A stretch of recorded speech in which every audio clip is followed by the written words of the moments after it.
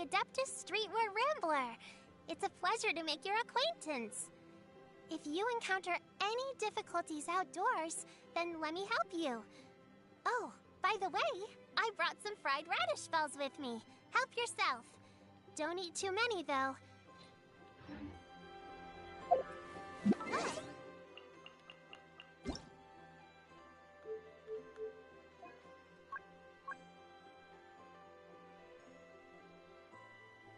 Paimon coming in! Paimon coming in! Is this level okay? Can you hear Paimon?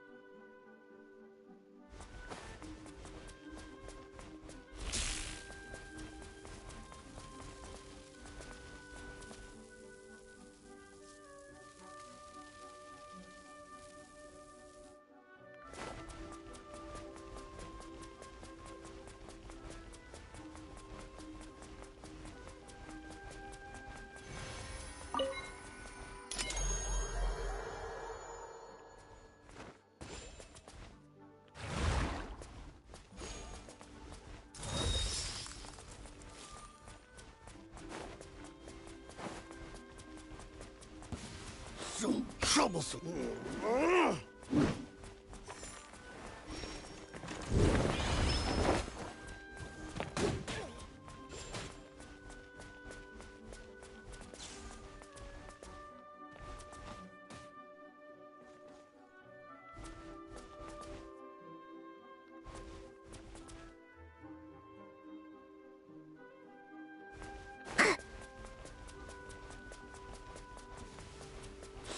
Troublesome.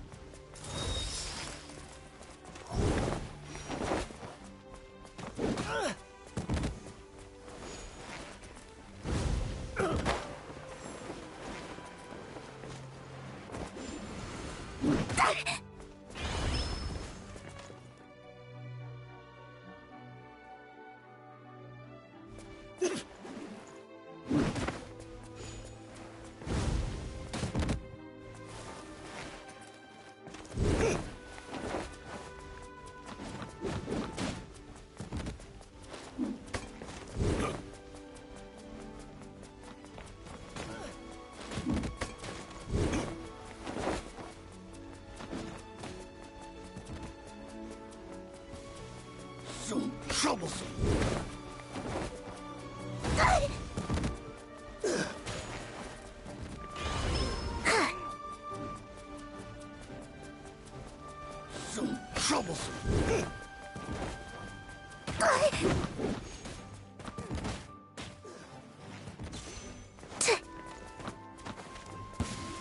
So troublesome.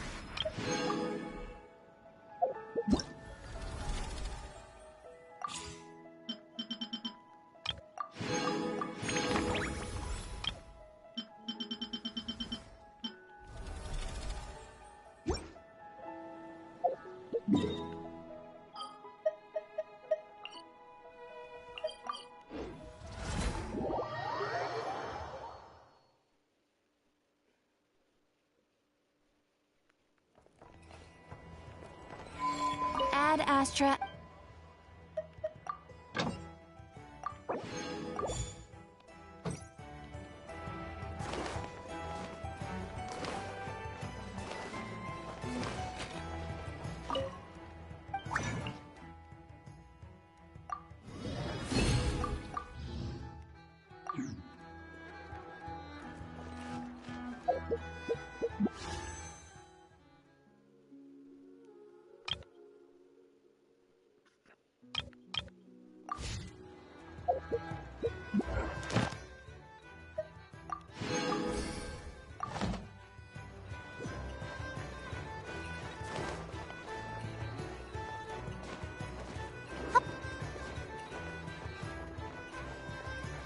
Ad Astra.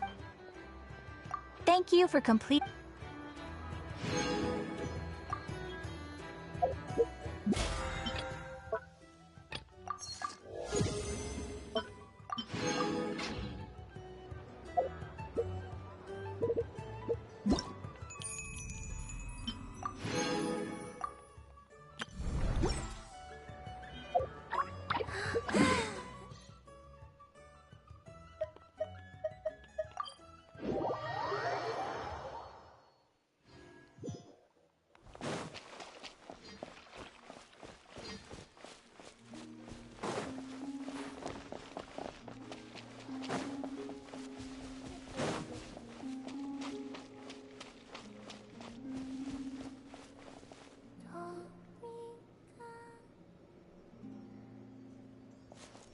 Traveler, Paimon.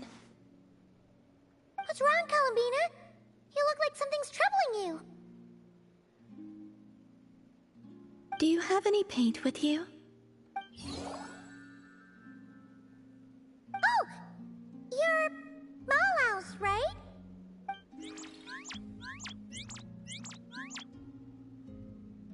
In the mood for more painting, huh? Looks like you got most of the paint on yourself, though. How did that happen? Malaus left for a bit and came back like this. I anticipate this paint will take quite some time to wash off. Huh. Maybe Malaus ran into trouble while out searching for inspiration. Still, this isn't a bad look at all. Very fitting for an artist. Oh, and about the paint? We just need to give Malaus colorful things, right? Like last time?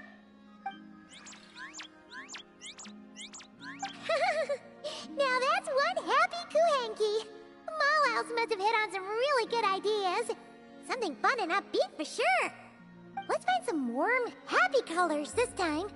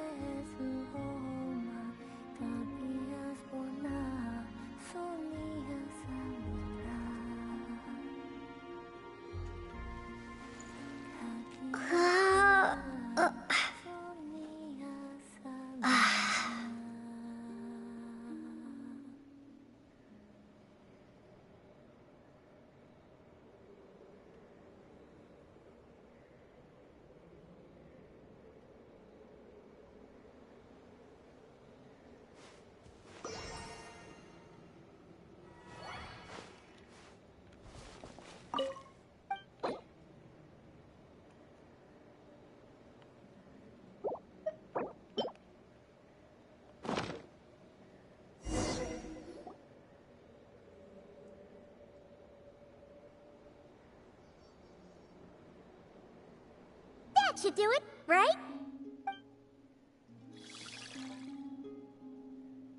Oh, there she goes, painting away already.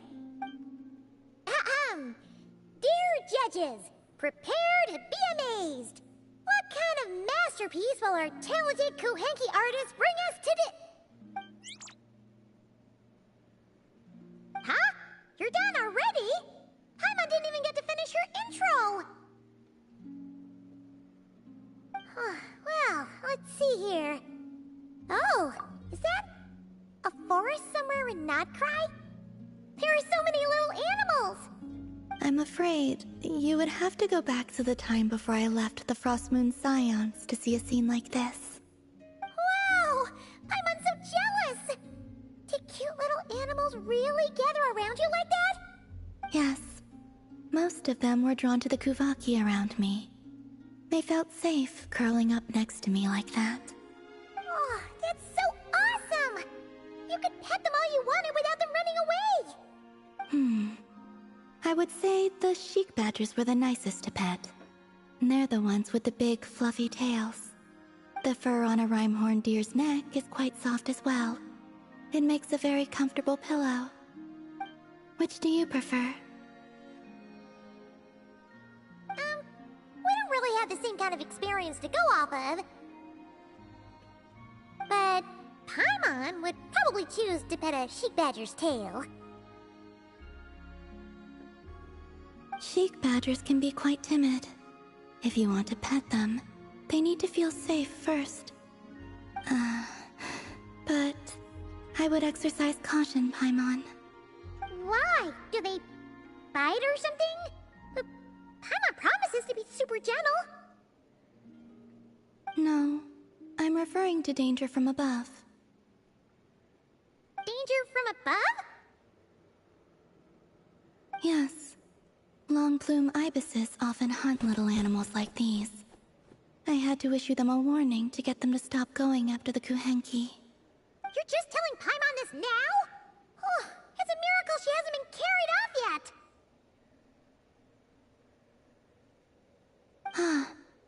Then, the next time I see one, I'll advise them that you are off limits limits as well.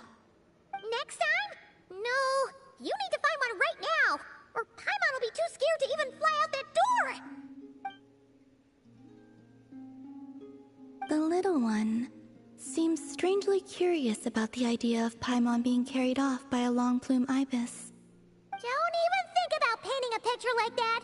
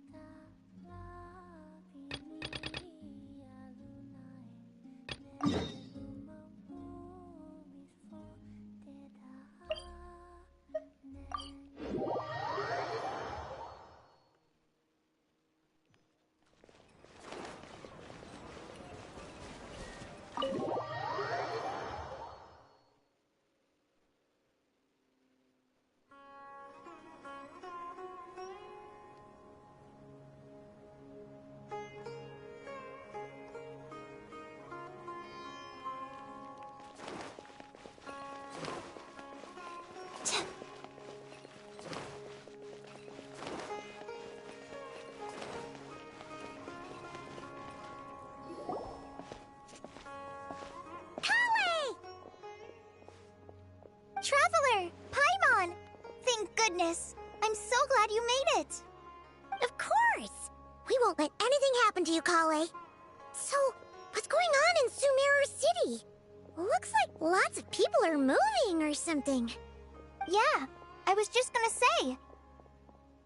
After I wrote my letter, Master and I went to Sumeru City and told the Dendro Archon everything that I experienced, from start to finish.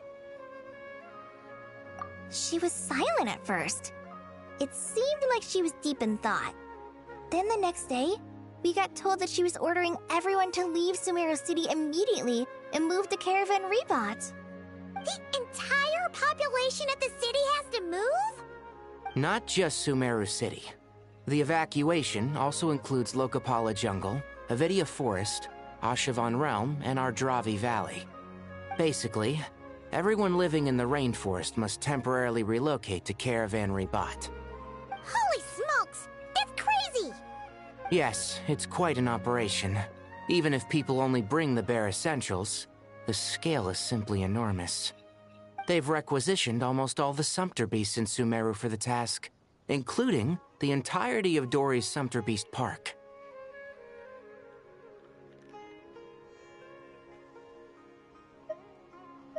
The Dendro Archon said that what Kale experienced was not a dream, but a warning. After our meeting, she immediately summoned the 6 sages to analyze the situation and discuss countermeasures. They concluded that the events seen in the dream are very likely to become a reality, and that an unknown danger is rapidly approaching. Oh, please keep that to yourself. We don't want to cause widespread panic. The official reason they've given is a large-scale renovation of the rainforest ecosystem. People are skeptical, but there haven't been any major incidents. So far, at least. The Dendro Archon seemed really worried when we spoke to her. She said you can go visit her in the Sanctuary of Surasthana when you arrive. She also said she'd hold out until the very end. Tainari? Kale? You got a minute? I need a hand here. One moment, I'll be right there. As a forest watcher, I've been tasked with assisting with the relocation work. There's a lot to be done, and they need all the help they can get. This will be the final group of evacuees from Sumeru City. While they're away from home, they'll be heavily reliant on outside help. Thank you for coming in our time of need. As you can see, another crisis is upon us. Excuse me, sorry to trouble you, but could you help an old man find his medicine? It's buried somewhere in my luggage. Where's my mom? Where did she go? Don't worry. It'll be okay. Those items are worth a small fortune. Make sure you... I bet you thought you'd get away with this in the chaos, huh? Guess again.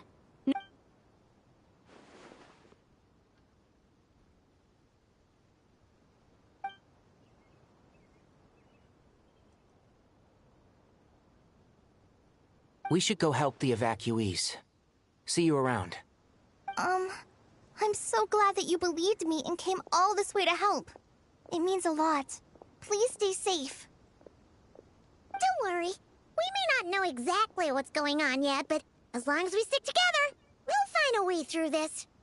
Goodbye! Look after yourselves! Will do. See ya!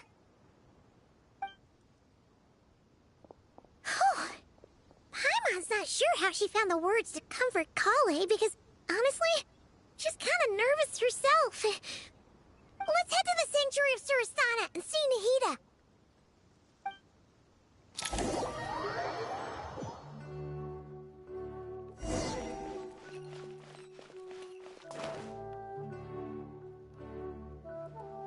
Who goes there? No unauthorized access to this place. By order of Mahamatra Sino. Are you blind? It's the Traveler and Paimon. Surely you've seen them before. Huh? Oh, so it is. I'm sorry, I haven't been sleeping well lately. My nerves are... The Dendro Archon is in a very vulnerable state at the moment. Mahamatra Sino is concerned that our enemies might choose this moment to strike. So he's ordered us to strengthen our defenses. Just seeing you two again already puts our minds at ease. Please, enter. I'm sure everyone's expecting you.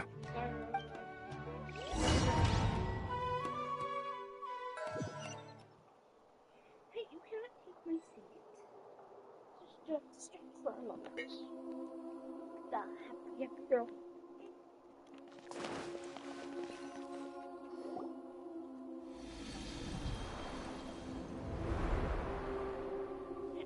Traveler, Paimon, you made it. Aha! Perfect timing. Reliable helpers like you are just what we need right now. Oh, it's good to see everyone again. Kawaii gave us a rough idea of what's going on, but we still have a lot of questions. What kind of danger is Sumeru City in exactly? And how come everyone has to move to Caravan Rebot? At this stage, we can't be certain. We're investigating, but no definitive answers yet. I take it that Kale told you about her strange dream? Yeah. Apparently, everyone in Sumeru City was acting super weird. Even you guys. It was like you'd all switched places. That's right. Kale and Tainari reported the situation to the Dendro Archon. She believes that it wasn't merely a dream, and that whatever it was has something to do with Irminsul. It's a reasonable inference. Only through Irminsul can people's memory and cognition be so significantly modified in such a short time. We don't know why Kale would dream of these things, nor who was trying to warn her. The Dendro Archon decided to connect to Irminsul to investigate more thoroughly. Irminsul is connected directly to the ley lines. The tree serves as a central hub where the ley lines converge, and its core function is to record and store the world's knowledge and memories. But something has gone awry, severely compromising the performance of this core function. Information is bottlenecking inside Irminsul, hampering the ley line's flow. If this continues, new information will languish unrecorded, with existing records thrown into disarray. In short, the souls of the dead will be stranded, while the living have their sense of reality warped. In the long run, Kale's dream could well become a reality. And that's just the beginning. There's no telling what other nightmares could end up coming true.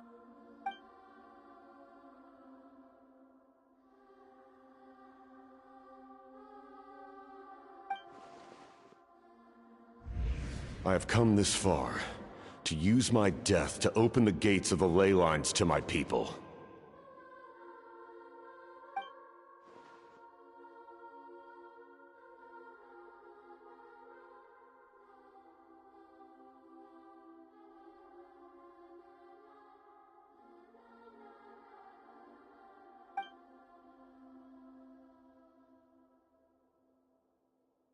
Faced with a growing backlog of information, the Dendro Archon decided to connect herself directly to Irminsul and take over the recording and processing function herself.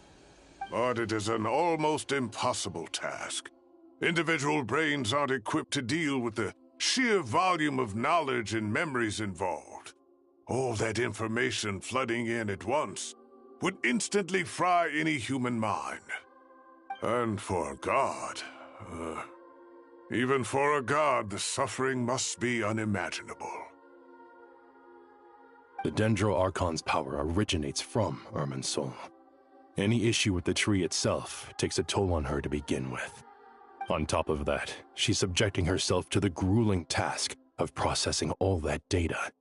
It must be torture for her.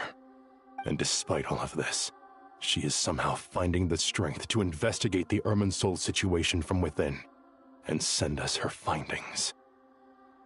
I finished analyzing the latest data. Looks like our working theory was wrong. There's no signs of Irminsul having been attacked from the outside. So it's internal then? Some sort of disease, perhaps? No.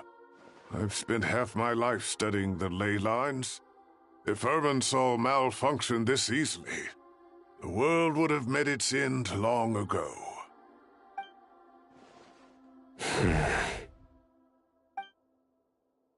Sino? What is it? Not long ago, I got a tip from the Corps of 30 that a large number of unidentified merchant caravans had recently been spotted entering Sumeru through Beta Harbor. At first, I suspected that they might have something to do with all this, so I sent some people to investigate. But if Irminsul wasn't attacked from the outside... Don't you think there are more important things to worry about right now than guessing who's behind all this? It's been over 12 hours with no new intel. If even the Keeper of Irminsul is this badly affected, you can imagine how bad things are in there.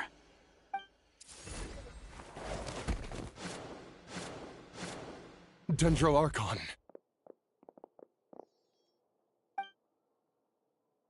Nahida! What's wrong? Her breathing is weak, and her elemental energy levels are dangerously low. Looks like it's time to move to the backup plan. What's the backup plan? Get out of the city and take the Dendro Archon with us. The entrance to Irminsul is directly beneath the sanctuary of Surasthana. That means this is ground zero if anything goes wrong. The Dendro Archon has a very strong connection to Irminsul. But theoretically, this connection should grow weaker with distance. Under normal circumstances, she can unleash her full power here. But with Irminsul out of control, our first priority is to get her away from here. The situation is critical. There's no time to deliberate. Everyone in agreement? I'll deal with it. I'll also let the Matra and the Corps of 30 know to start evacuating.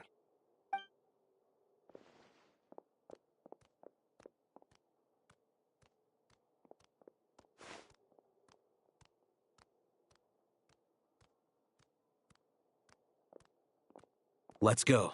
No sense grieving when there's nothing more we can do. Agreed. We'll be back as soon as this is over.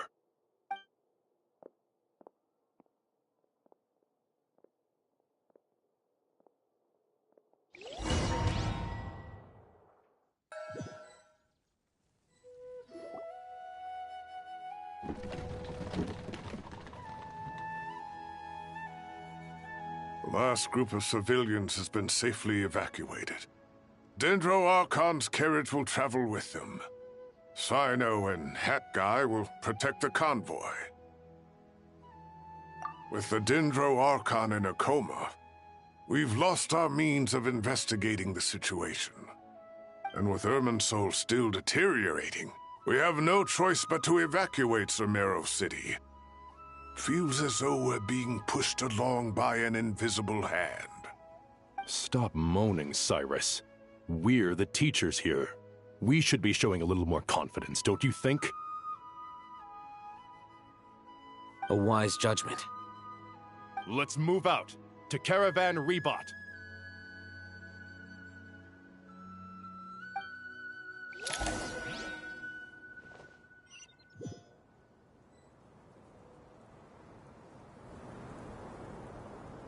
Sir, all units are in position. Good.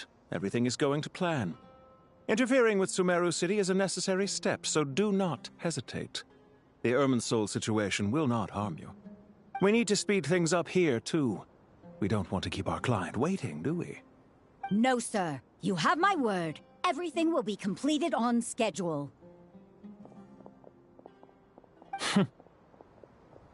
They say that fervent ambition attracts the favor of the gods, and with it, a vision. But we appear to be the exception. So, is our ambition not strong enough? Or does it threaten the very foundations of this world?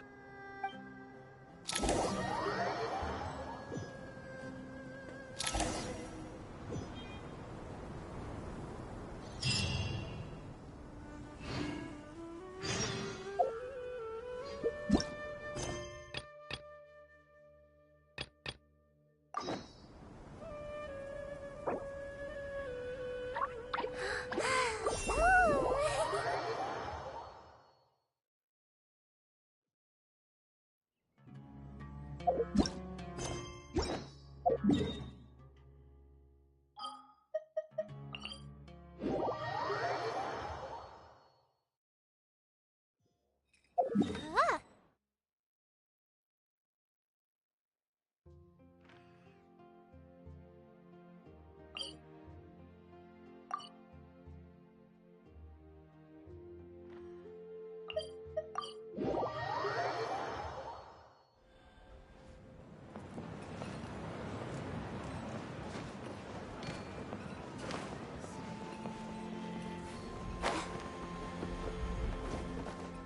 Don't be scared!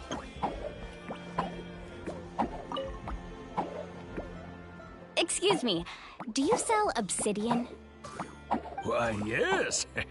I've got a chunk for sale right over there. Perfect. Is that the only one, though? We actually need two. That might be tough. Tell you what, I'll take a look through these boxes over here, and we'll see what we can find. Thank you so much. We'll wait here.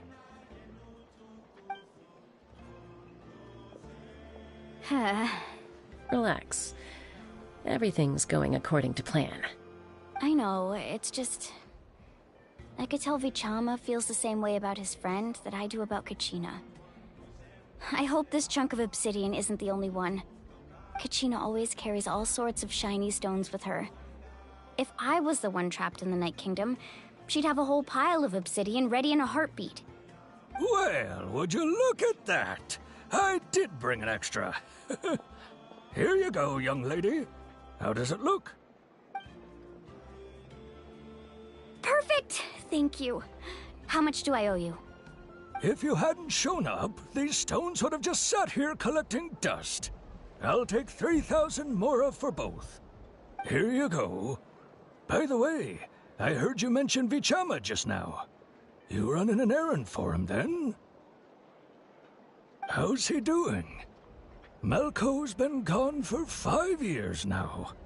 It's about time he started to move forward. Do you know what happened between them? I heard about it in passing while I was out drinking one night, but I don't know all the details. Vichama and Malco grew up together, and even made a name for themselves together. Malco was an amazing fighter, capable of knocking out multiple opponents in a single hit, while Vichama excelled at scouting and analyzing the battlefield. The two made an excellent team, and managed to beat back the Abyss several times. 5 years ago, they both emerged triumphant in the pilgrimage, and were placed on the same team to fight the Abyss. But on the eve of battle, the Abyss launched an attack on their tribe, and Vichama suffered an injury to his leg while attempting to rescue someone. Then what happened? The team agreed that he couldn't fight the Abyss in his condition. Vichama didn't argue. He knew going to the front lines with an injured leg would make him a burden in battle. So they raised the issue with the Pyro Archon, and she agreed to let him stay behind. It's just... Malco and the others ended up facing hordes of abyssal monsters in numbers that far exceeded anyone's expectations. The team made an error in judgment, and they fell to the onslaught. Vichama went into a deep depression after that. He blames himself for everything.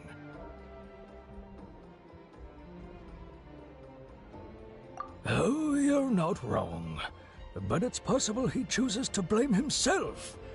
Not because he did something wrong, but because he wasn't able to do anything at all. I've tried convincing him to move forward, to stop dwelling on the past. But the shadow of Malco's death hangs over him still. The Abyss has caused so much suffering, and some wounds never heal. I wish there was something he could do to make himself feel better, but... anyway, that's the gist of it. Maybe you could help him talk things through sometime. I would really appreciate it.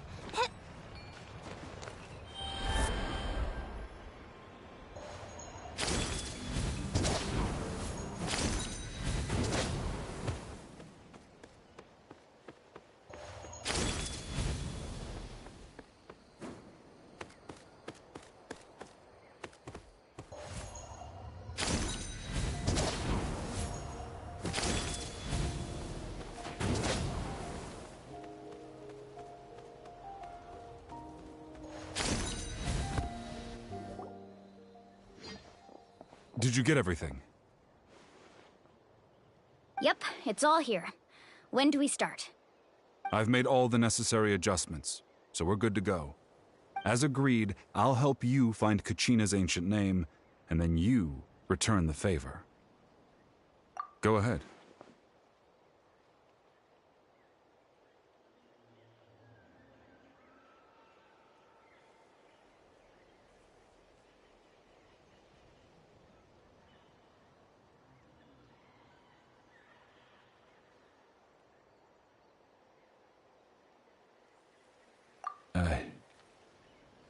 Yes. After Malco fell, I scoured the battlefield to see what happened. It turned out he wasn't bested by some impossibly powerful foe. He was dragged to his grave by the sheer number of enemies. If I had been there, I would have been able to sense the danger. I could have warned them not to advance. I've always blamed myself for what happened. But when you told me about Kachina, I realized there's a chance Malco might also be alive, fighting for survival in the Night Kingdom. But that happened several years ago, right? The Pyro Archon said all life within the Night Kingdom eventually becomes one with the Sea of Souls. There might not be much hope, but I still have to try. Malco and I promised each other, even if we never managed to root out the Abyss for good, we would fight together until the end. All right, let's get to it. I'll start searching for the conceptualized version of Kachina's ancient name. If you see any fragments scattered around the area, please collect them.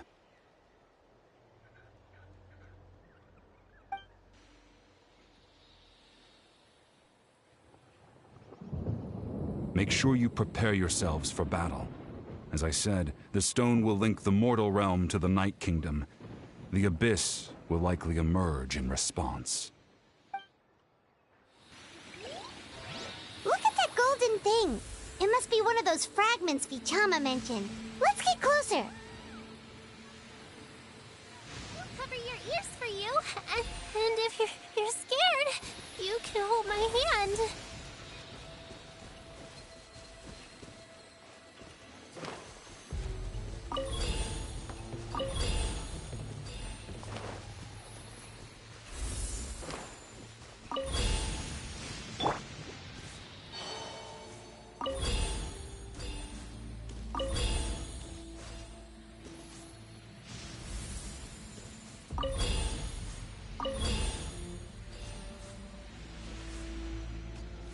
Whoa, monsters incoming! Watch out, everyone!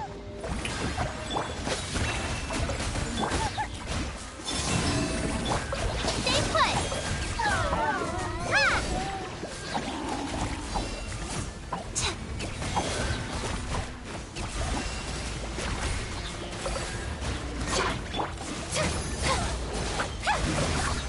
Strike a pop! Lush as the moon. How much longer, Vichama? Not long! We're getting close!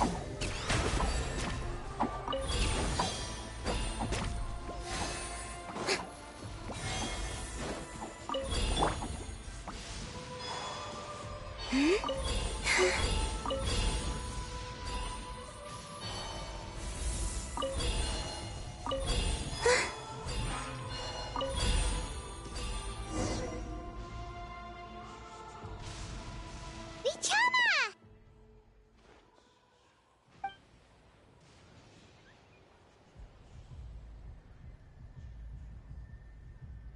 Quick! Take it!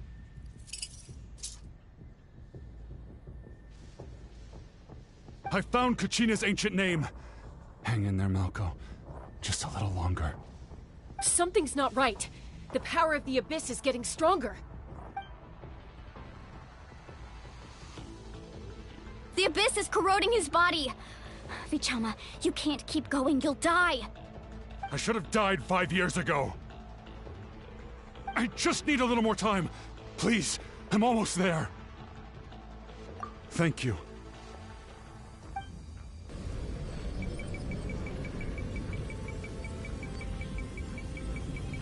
Whoa, watch out! The power of the Abyss is strong.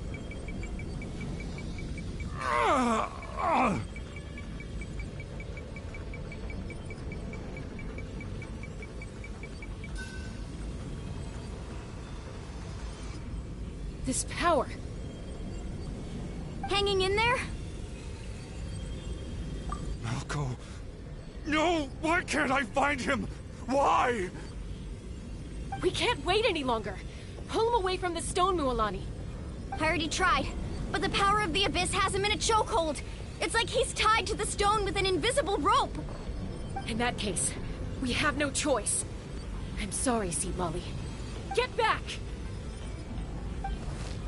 Chaska, wait!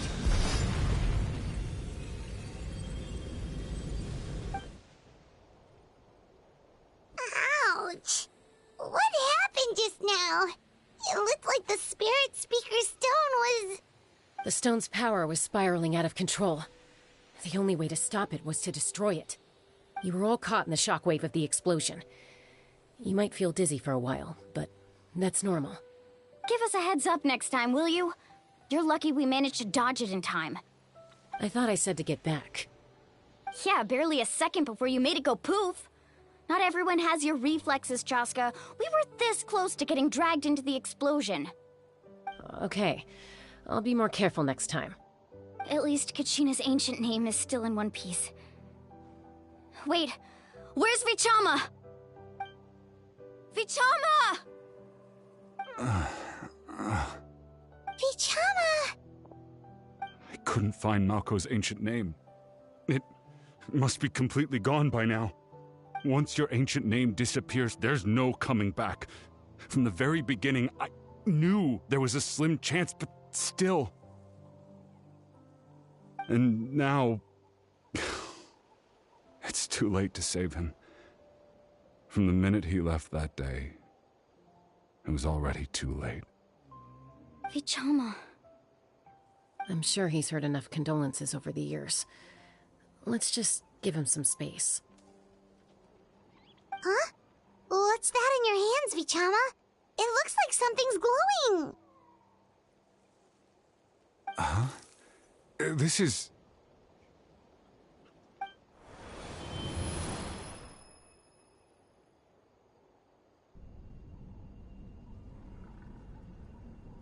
Hey, Malco. Got any strength left?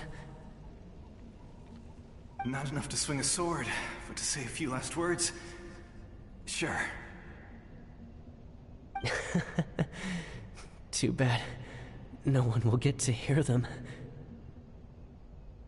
I never thought I'd actually die on this mission. Not that I'm afraid to die. It's just... hard.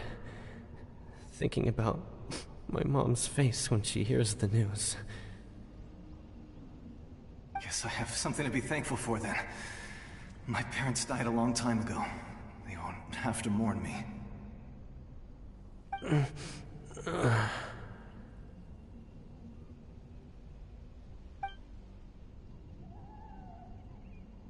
Pisak!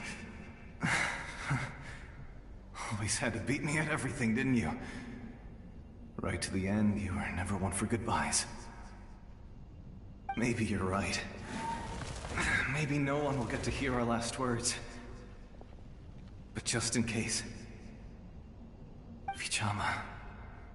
I'm so glad you didn't come with us. Don't be sad. Just... keep on living. For the both of us.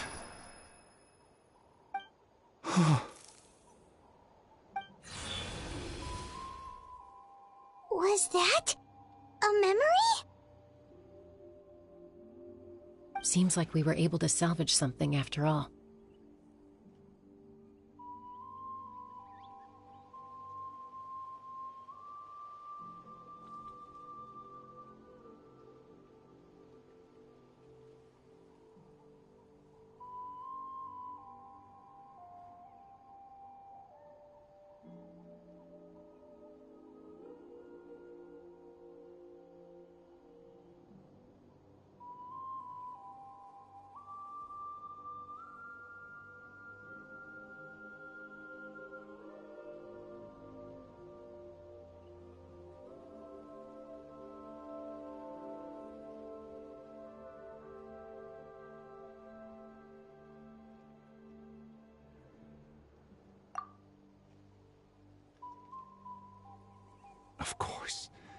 seeing him, hearing his voice again, it makes me unbelievably happy. But it also brings with it an even deeper pain. A deeper pain? Why? Malco was always the type to put on a brave face. But in that memory just now, his hands were shaking, and his smile was forced.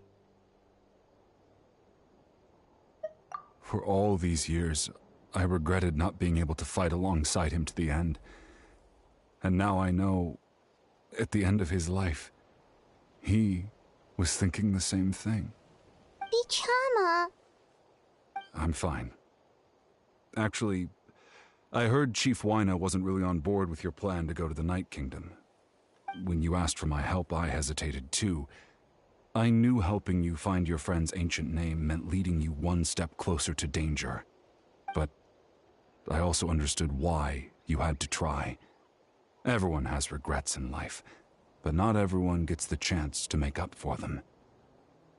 Once allowed to fester, guilt strips us of our most valuable qualities as warriors. In that sense, we might as well choose the braver path from the very beginning.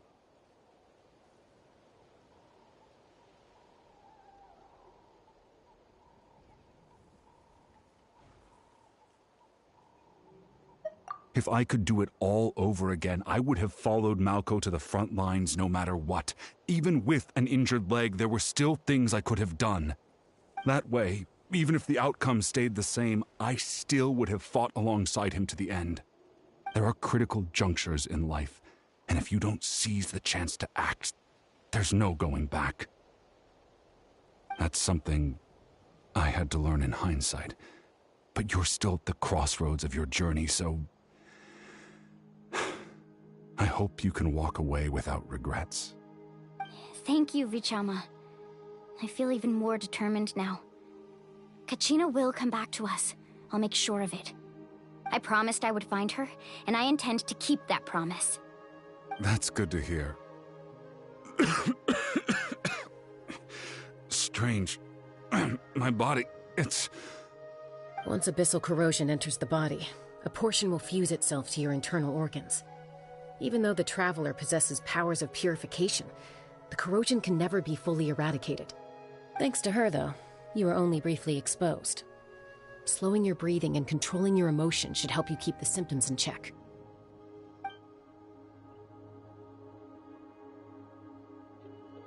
Huh. That does make me feel better. You seem very knowledgeable about all this. Just speaking from experience, that's all. Anyway, we've recovered Kachina's ancient name, so we're off to a great start. Let's get Vichama back to his tribe and tell Wyna the good news. Oh, and apologize for destroying the Spirit Speaker Stone. We had no choice, though, so he'll probably understand. Right?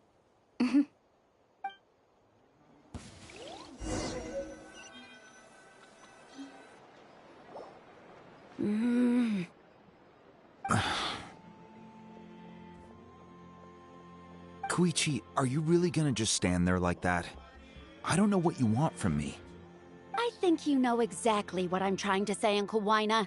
I can hear it in your voice. Honestly, it's just one thing after another with you two. They're back. Koichi? What are you doing here? Don't play dumb with your own sister. You know exactly why I'm here. My apologies, everyone. I just need to borrow Tosca for a few minutes. You come with me.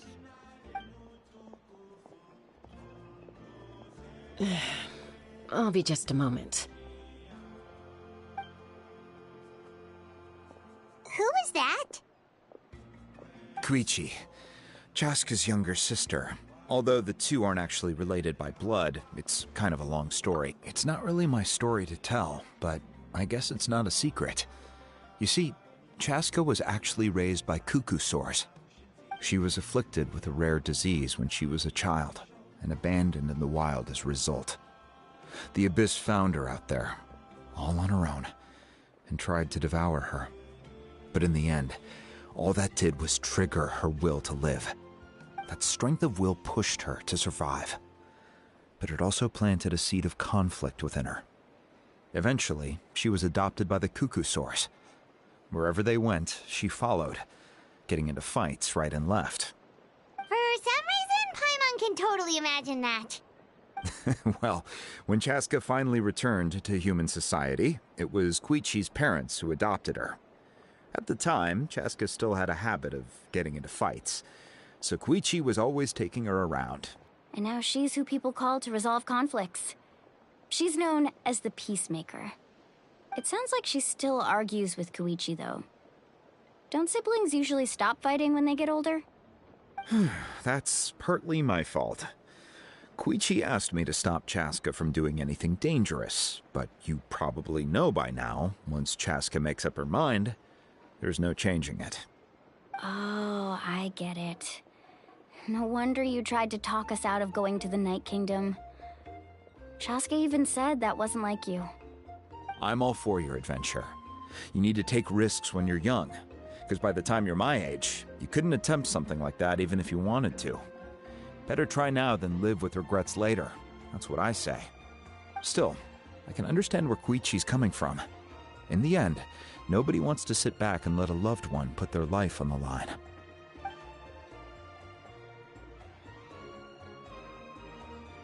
All right, it's just the two of us now. You have 1 minute to explain yourself. I don't have anything to say. You don't have to approve, but you should know I only do what's necessary. That attitude is exactly the problem. It's like you don't care. You try to sneak off to the Night Kingdom behind my back and then play it down as if it's just a trip abroad. Well, technically I am going abroad, right? Again with the excuses! We agreed, didn't we? There are 4 levels of danger. If it's not something urgent, you can only engage in level 2 danger and below. You can only go up to level 3 if a situation is so dire there's absolutely no alternative. But a trip to the Night Kingdom? If that's not a level 4, I don't know what is. And you were just going to sneak into the place without saying anything. What do you mean, sneak into the place? I always planned on walking in there with my head held high. You bought off Uncle Wina, didn't you? He promised me he'd stop you from doing anything dangerous. Oh, it's like he didn't even try. You feel like he went back on his word. What if I told you my mind was made up, and there was nothing he could have done? Not even by force. Oh, I knew it! So he did try to say something, but you didn't listen. This is important. If you were in my shoes, you'd make the same decision. You don't know that? I'm a doctor, and I handle logistics. If you're going to waltz into a dangerous situation where you could lose control at any moment, it's my duty to say something. All right, whatever. Anything else? What do you mean, anything else? Why don't you reflect on what you've done and promise me you'll stay put? Time out. Is this one of our normal arguments or a serious one? Chaska, does it sound like I'm joking? Then, you need to know something. What happened to Kachina was partially my fault. I can't leave her there to die. That's not who I am. But the person you become when you lose control, that's also not who you are. That's a different issue. You said it yourself. A person is only as good as their morals. If I want to live in Natlan, I need to display qualities that make me worthy of this nation. I've also told you that managing your condition is equally important. Sometimes you have to make sacrifices. All right, let's stop this here. If we keep going, I might actually have to get serious. And I think Wina prefers his roof attached to his house. Is that a threat? That sounds like a threat to me. Koichi! Younger sisters are supposed to listen to their elders. So, you're really going to go, no matter what I say? I'm supposed to be your sister. Then support me. I'll be back. All you have to do is wait. Chaska. So, that's it. Why'd you have to turn out to be so darn annoying?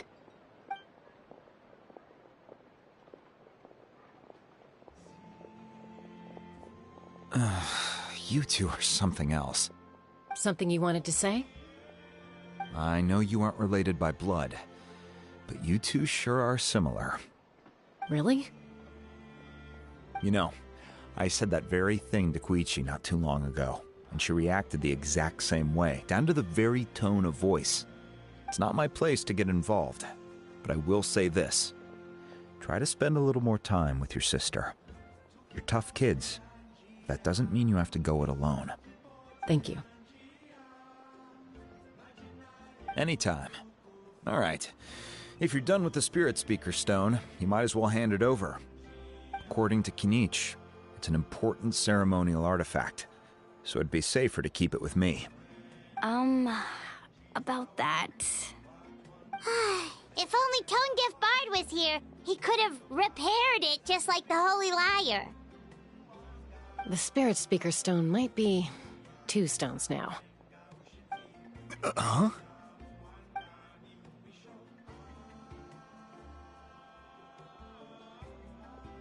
I see. Sounds like it was an urgent situation. If someone's life was on the line, then you had no choice.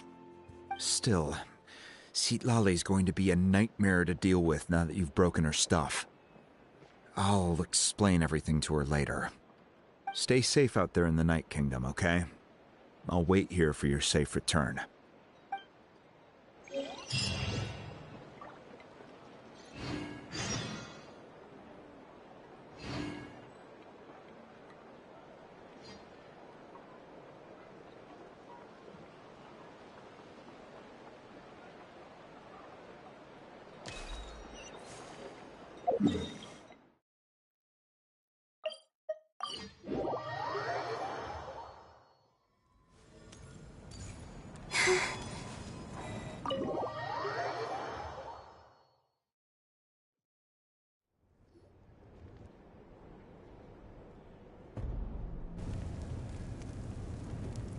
We're back! We found Kachina's ancient name, too!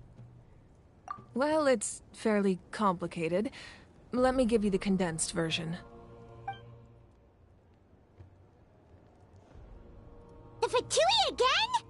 We can't go anywhere without them causing trouble. But what if the Fatui finds out you've lost your power? Won't they try to take advantage of the situation? That's why it has to be our little secret. No one else can know, or we're asking for trouble.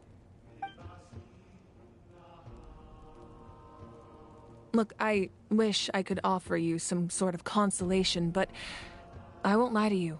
With multiple factions closing in, there's nothing comforting about the situation we're facing. Still, all you need to do is focus on your goal. You can leave the complicated matters to me. I can also step in on the Pyro Archon's behalf. There's a limit to what I can accomplish, but I'll help you however I can. There's no need to be so modest, Dion-san. Your incredible strength has long been a well-known fact. You're the pride of your tribe. Archon, I'm sorry about before. You have so much on your plate, so much that you have to worry about. But all I could do was focus on my own feelings. You have nothing to be sorry about. We all get overwhelmed by our emotions, myself included. Your reaction to Kachina's disappearance, I understand that feeling very well. Well, now that we have Kachina's ancient name, let's go track her down. Follow me.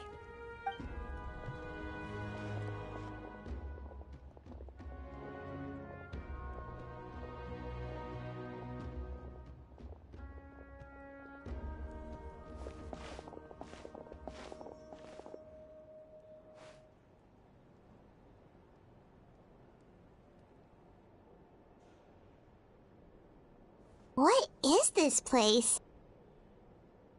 Hey, isn't that Atea's talisman? Good eye. This is where I store all the various mementos I've collected. Whoa. I've never seen this place before. There's so many things in here. It looks like there are items from every tribe. Collecting them must have taken a lot of effort. I suppose you could think of it as a hobby of sorts. In Natlan, everyone grows up listening to the stories of heroes, and physical items do a far better job of preserving those stories than our own memory. Now, I still have some preparations to make for the ceremony, so feel free to take a look around in the meantime. If you're curious about an item, I'm more than willing to tell you about its origins. All right, we'll have a look.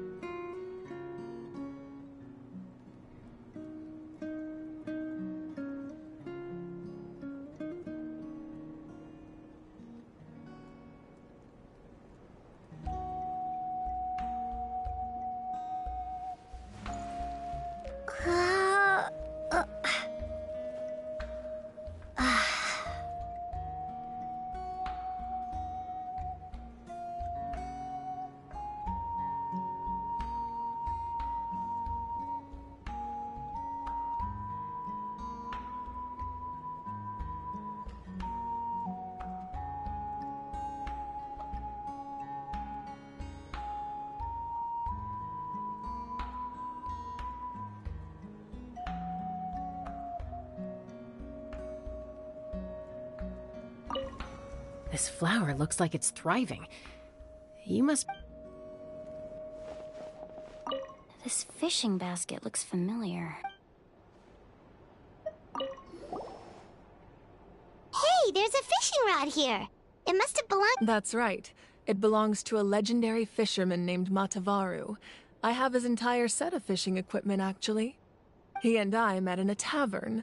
He told me about a particular kind of giant fish and his meticulous plan to catch it. In his eyes, I saw a hunger and a strong fighting spirit. To him, the sea was the battlefield upon which he staked his honor. So, did he do it? The next time I saw him, he was covered in scars. It turned out the fish he sought had been corroded by the abyss. He managed to kill the fish, but sustained a serious injury in the process, which meant he could never go deep-sea fishing again. Can a fisherman claim victory if he fails to bring back his catch? That's what he asked me in the end. Well, Paimon thinks he won. That was my answer as well. The experience was far more valuable than the prize itself. In the end, he didn't want his tools to go to waste, so he gave them to me. Wait, that means you also know how to fish. Maybe we can go head-to-head sometime.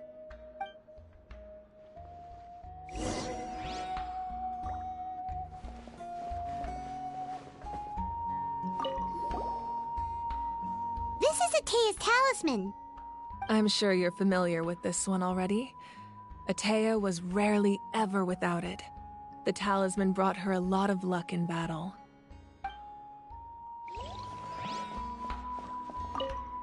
Make sure to handle everything with care. This cup, for example.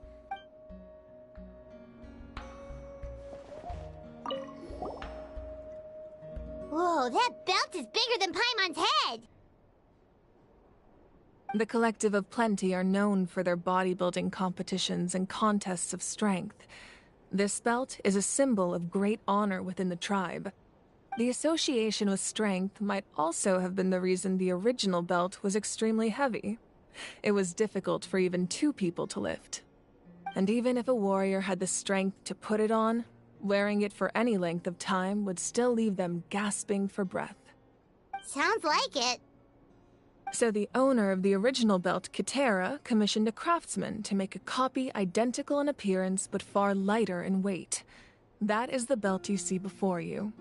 He would often wear this version when training in order to protect his waist. Or he made a lighter version so he could wear it all the time and show it off.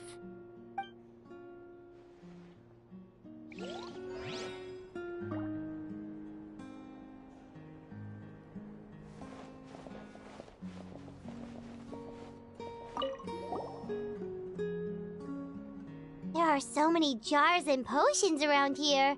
Do they have anything to do with alchemy? No, those belong to the Masters of the Nightwind. They're ceremonial tools used to amplify the ability to communicate with the Night Kingdom and the Wyab. Yamaya is an expert in this field, and she taught me a lot. Even though she appears stoic and serious, she actually has a keen sense of humor.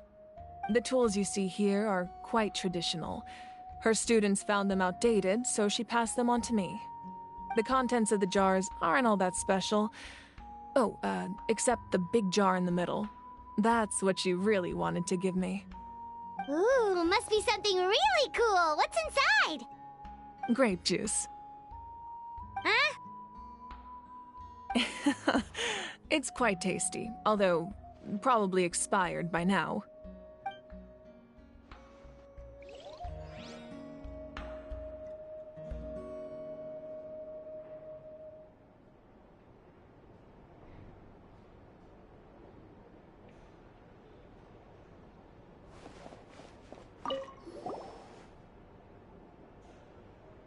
The powder still needs some time to settle, so let's wait a little longer.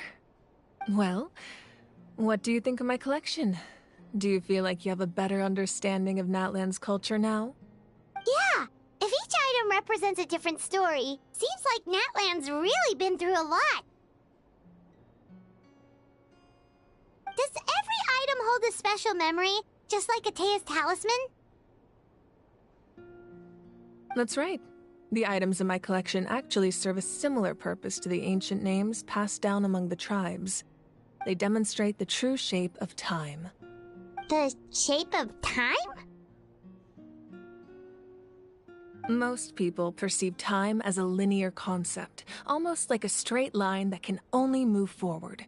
We cannot change the past or predict the future. But there's also a different theory, one that I believe to be closer to the truth. Namely, that the past, present, and future all exist at once. At once? Paimon's not sure she understands. Let's say your journey ended right now. Thinking back on your experience in each nation, which one would you say was the most important? Exactly. Even at the end of your journey, the things you experienced along the way don't cease to exist. They become part of who you are. Take out a portion of that journey, and you would likely make very different decisions, and eventually arrive at a very different destination. The future is the same way. It exists even though it has yet to come to pass. We just lack the means to perceive it. Of course, there are those with the power to foresee the future. They simply call it by a different name. Fate. You're quite familiar with that concept, I would imagine. That does kinda make sense. The future hasn't happened, but already exists. Humanity excels at living in the present, but too often we forget the past and neglect the future. While the pilgrimage and the Night Warden Wars lead us to a better future. Only by uniting the people of Natlan across countless eras can we fight back against an enemy as formidable as the Abyss. To come up with such a set of rules, the first Pyro Archon must have possessed a level of insight I can only imagine. That's correct. At first, he was a mortal man with no special power. After he ascended to the Divine Throne, he used it to borrow power from the heavens and establish the rules of Natlan. Namely, a framework through which ordinary people can ascend to Archonhood. By holding the pilgrimage, we're able to determine the strongest among us. And when that person ascends to the Divine Throne, their inner flame will awaken. In addition, the sacred flame will grant them significant knowledge and memory of this land. After all, that's how I came to know everything I just told you. So, it all comes down to the power of the Divine Throne and the rules. Wait, is that a family portrait? Yes, that's my mother, father, younger sister, and the little saurians we raised. I turned a piece of my dad's leather armor into a canvas and commissioned a famous artist to paint our likeness. Your sister is so cute! It looks like the two of you are really close. Paimon was having a hard time thinking of an Archon as an ordinary person, but seeing this portrait, it kind of makes sense now. It really doesn't look like there was anything special about you before. Oh, wait, is Paimon allowed to say that? A little late for that question, don't you think? Sorry! Paimon's so sorry! Paimon's mouth works faster than her brain sometimes! It's all right. I'd never get upset over something like that. No matter what others may say, my past is a precious part of my identity. I'm forever proud of the life I used to lead. Becoming the Archon doesn't mean you sever ties with your family. The position just comes with a lot of responsibilities, so it impacts how often you get to see them. My father made the most delicious stew, so my sister would often bring me a large pot of his cooking, and we would sit on a blanket and eat it together. One time, we didn't close the door securely, and the saurians we were raising ran into the room and knocked over the entire pot. My sister immediately burst into tears. The two troublemakers were going for the meat, but when they saw my sister's distress, they froze on the spot. I still remember the way they laid there, sulking like a pair of children, even after making such a mess. It was frustrating, but in the end, all I could do was comfort my sister and move on. Wow. Isn't that what being a family is all about? I think about that story a lot, actually. As the Archon, I made a vow to defend this nation, and experiences like that, they remind me exactly what I'm trying to protect. Well, what happened after that? This portrait looks pretty old. Your sister must be all grown up by now, right? I believe she ended up working as an architect and artist. She built many houses and crafted many beautiful works of art. Anyway, that's enough about me. Now that the powder is settled, we can begin.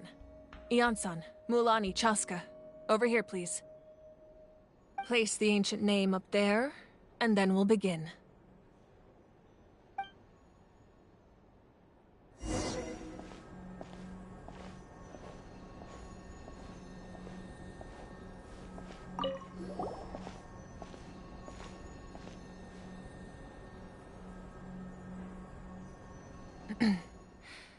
Surely as the echoes of life resound through heaven and earth, so too shall our stories remain eternal. Ancient name, take us to your fated bearer. Allow her to answer our call.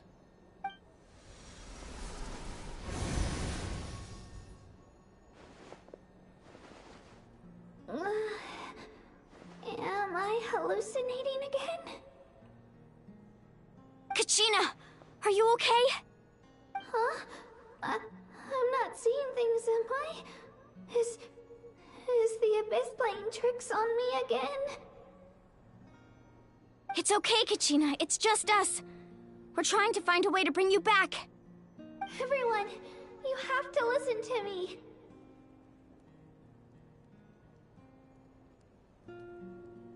I've been investigating the Night Kingdom this entire time, and I figured out what's wrong. The Wyab is being affected by the Abyss. I was waiting for the Wyab to send me back, but then this really strong monster came in and it almost killed me.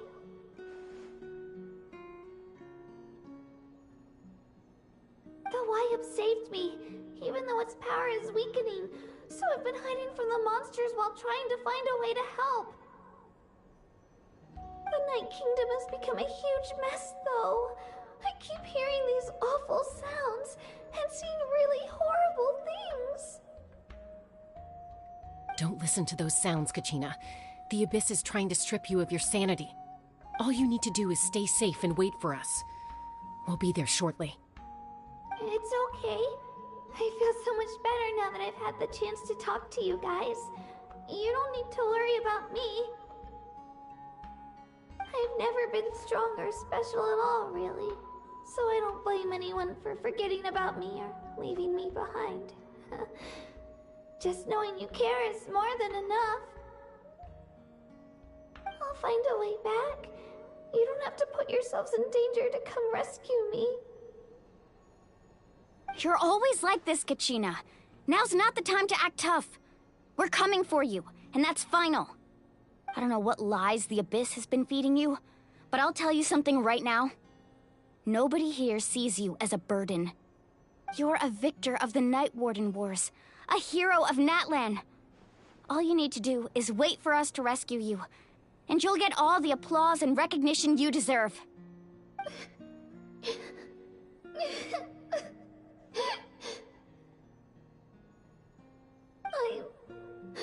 I'm really scared. Everything's so dark and creepy here. And I want to go home. Still, I don't want you to put yourselves in danger because of me. I don't want to hold anyone back ever again. All you need to do is place your trust in us, just like you always have. No one fights alone. We're not leaving you behind. Not ever. Yeah, we're so close. We can't call it quits now. Thank you. Be careful. Looks like we've lost contact. Now comes the most dangerous part. You have to traverse the Night Kingdom in your physical form. This entrance to the Night Kingdom was left behind after an abyssal invasion. Even a brief amount of time inside could expose you to corrosion. I know. I'm prepared for that possibility. All right. Then I wish you all the best. I'll tell Koichi to be ready just in case. She's very experienced in dealing with abyssal corruption. That face you just made. Don't tell me you two got into another argument. No, I just feel bad for creating more work for her. I'll go with them too, Archon. The more people, the stronger the party. Thank you so much for your help, everyone. It really means a lot that you're willing to brave these dangers with me. There's no time to lose, so let's get going. Now that I've lost my power, I won't be able to provide much practical support. But I can still keep an eye on the situation from here. Eon-san, I know it's unlikely, but if you encounter a situation you can't handle... That won't happen. I hope not.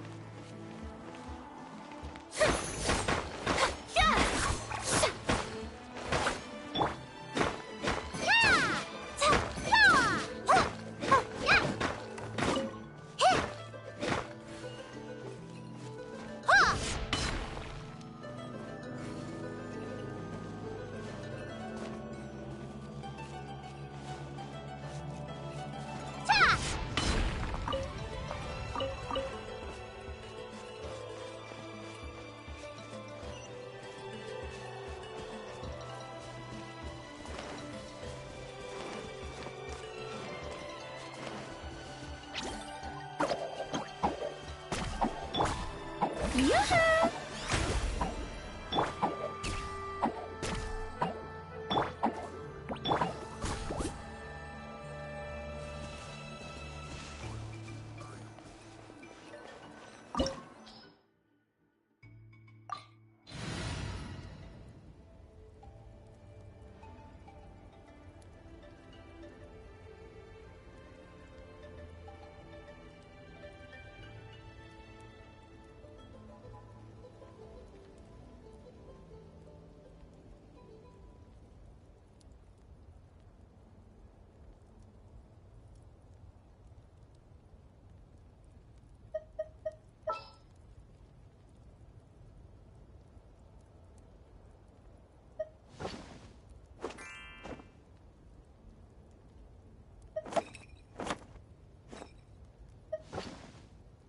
Can help.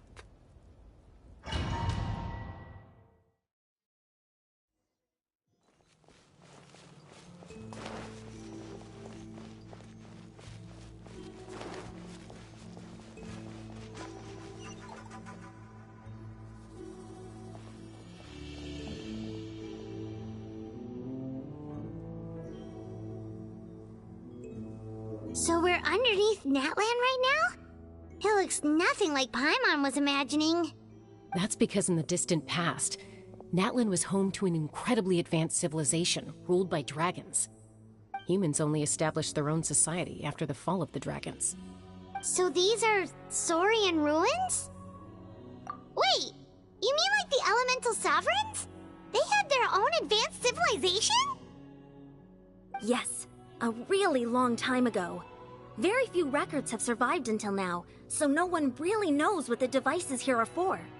These ruins have been abandoned for a long time, but with the recent increase in Abyss activity, the installations around here have somehow been activated again. So what you're saying is, we're not in for an easy trip to the Night Kingdom. No, it's going to be obstacle after obstacle from here on out.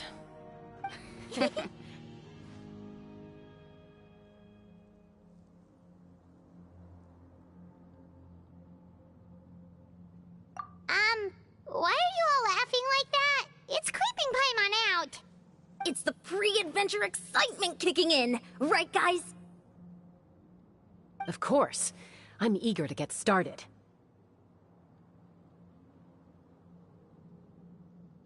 Then let's go. We won't let anything stand in our way.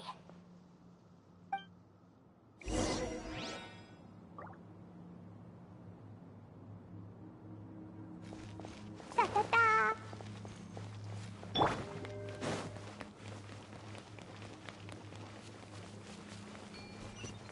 Seems like the road ends here. How should we get across? As a professional trainer, I think you could stand to build up your endurance, Paimon. Professional trainer? Paimon thought you were a warrior from the Collective of Planning. Well, that goes without saying. But I actually work as a sports coach. I provide professional guidance for many of Natlan's popular sports. And I don't just mean physical training. I design nutrition plans as well. Ah, so basically no sugar. We'll be here all day if you list them out one by one. It's... Those guys look familiar. We've fought them before. Let's go. Show no mercy.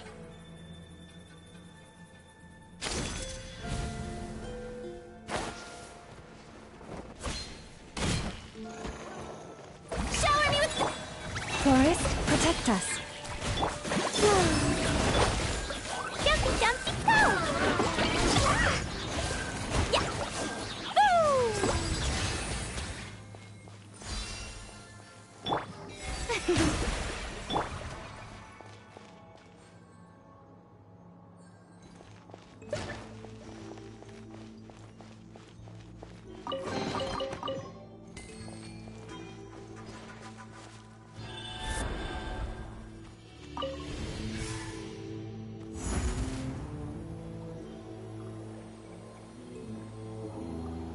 Whoa!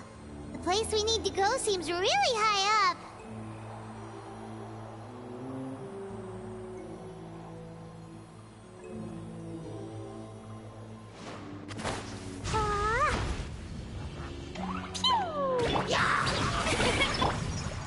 Genshin's a song.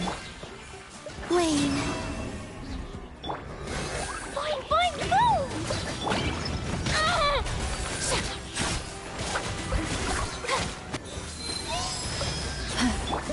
Surge.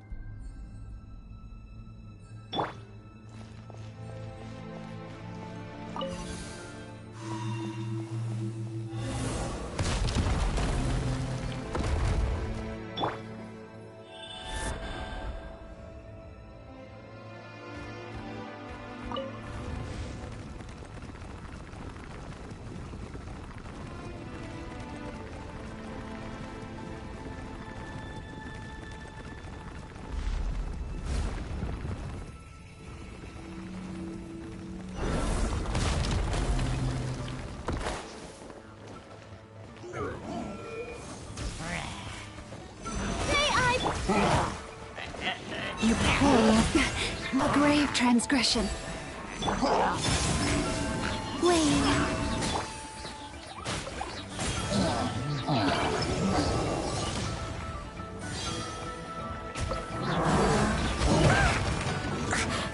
Sarah, pew! That really hurt! How dare you!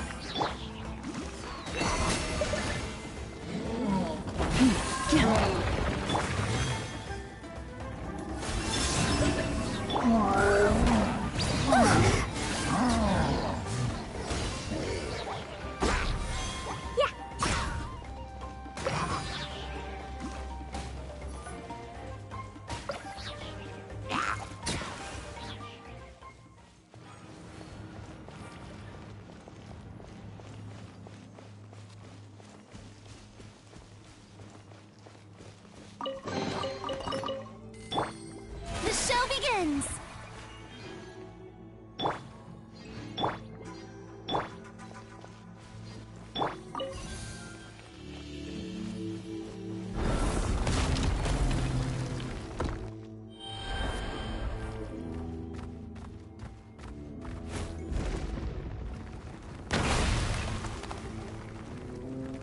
This is the final stretch. We just need to climb up, and we'll be there. Nothing to it. Easy for you to say.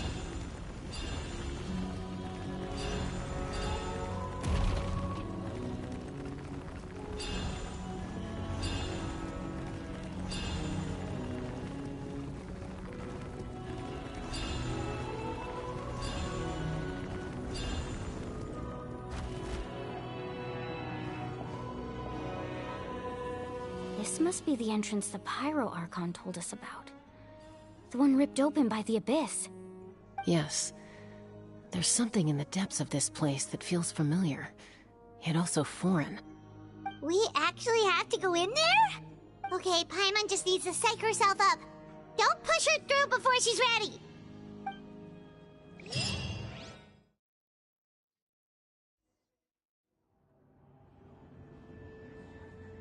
Hey! You don't have to drag Paimon! You're pulling too hard!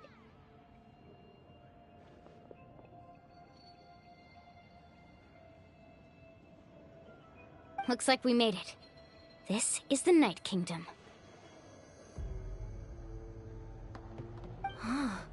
It looks so different from what I imagined in the story. That overflow of energy is probably what trapped Kachina here in the first place.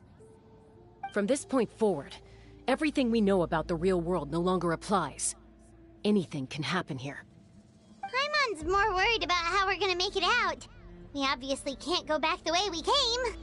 Do you see that patch of light on the ground? It's shining down from that fissure in the sky.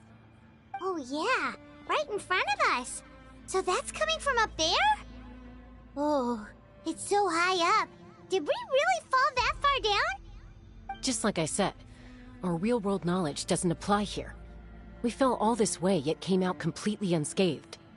If this was the real world, we'd have to climb our way back up to the entrance. But here, all we have to do is stand underneath the light and offer a prayer. That's That's it?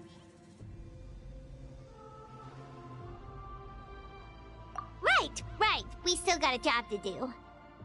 So that means all we need to do is find Kachina and bring her to this... Exactly. This light is streaming in from the real world. It's a link between the two... The terrain looks difficult to navigate. Yeah, these... Those are all manifestations of abyssal power. Be careful. Ghost! A talking ghost! Calm down, I'm here to help. You're the ones who helped Vichama, right? Yes, I'm Vichama's friend, Malko. I was completely lost to this realm until I sensed a mysterious power calling out to me. It's like it was seeking me out, attempting to reassemble the pieces of who I used to be. Of course, it could only do so much. I'm sorry I can only appear before you in this imperfect form. No, we should be the ones apologizing. If the Spirit Speaker Stone hadn't become corrupted by the Abyss, we could have done much more. But we had to destroy it. Otherwise, Vichama and his tribe would have been in danger. Of course. Thank you for protecting him. I never imagined that, even after all these years, he'd still take such a risk for me. Under the power of the stone, it felt like our souls were connected. Turns out even our regrets were exactly the same. Whether in triumph or death, you want your best friend by your side. Exactly. That may not be in the cards for us, but it's not too late for you. You're looking for a young girl from the Children of Echoes, right? She's being chased by an embodiment of abyssal power. I'd like to help her while I'm still in this form, so follow me. Be careful. This place has been severely corroded by the Abyss. Paimon didn't realize it had gotten this bad. It's like a seething volcano ready to engulf our world at any moment. Ouch! Quick, get back here! You can't go wandering off. Stick close to me. My power will be able to ward off attacks for the time being.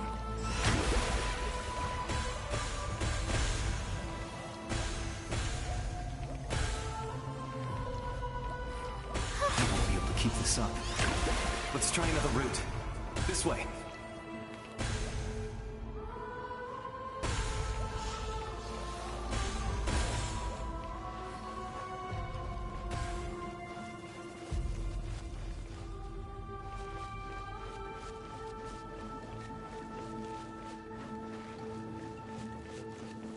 Not good. More monsters. We shouldn't waste our time on them.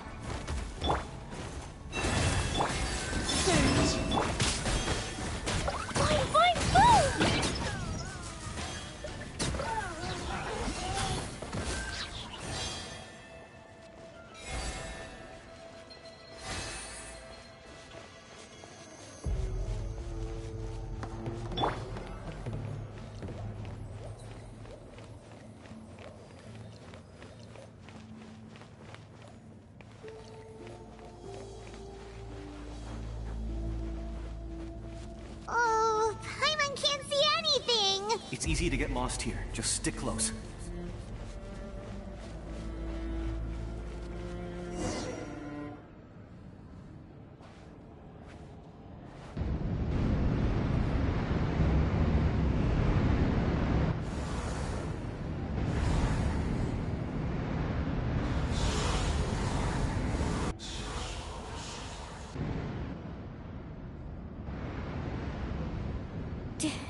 Did you hear that? What? Never mind. It was probably just my imagination. Don't scare Paimon like that! I heard it too. It was a voice from the Abyss. What did it say? It doesn't matter. It certainly doesn't harbor good intentions.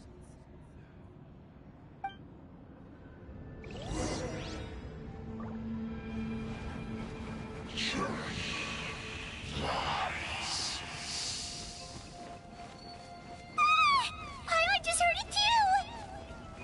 Let's keep going. Paimon wants to get out of this place!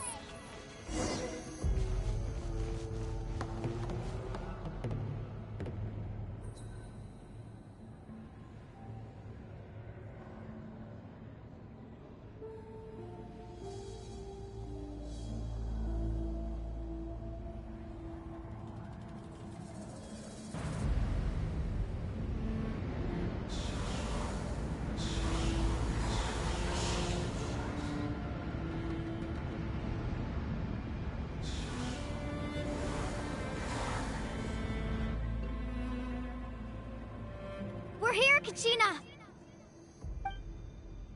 Honey, you made it! Looks like our reunion will have to wait until we take care of these monsters. Good idea. Let's go!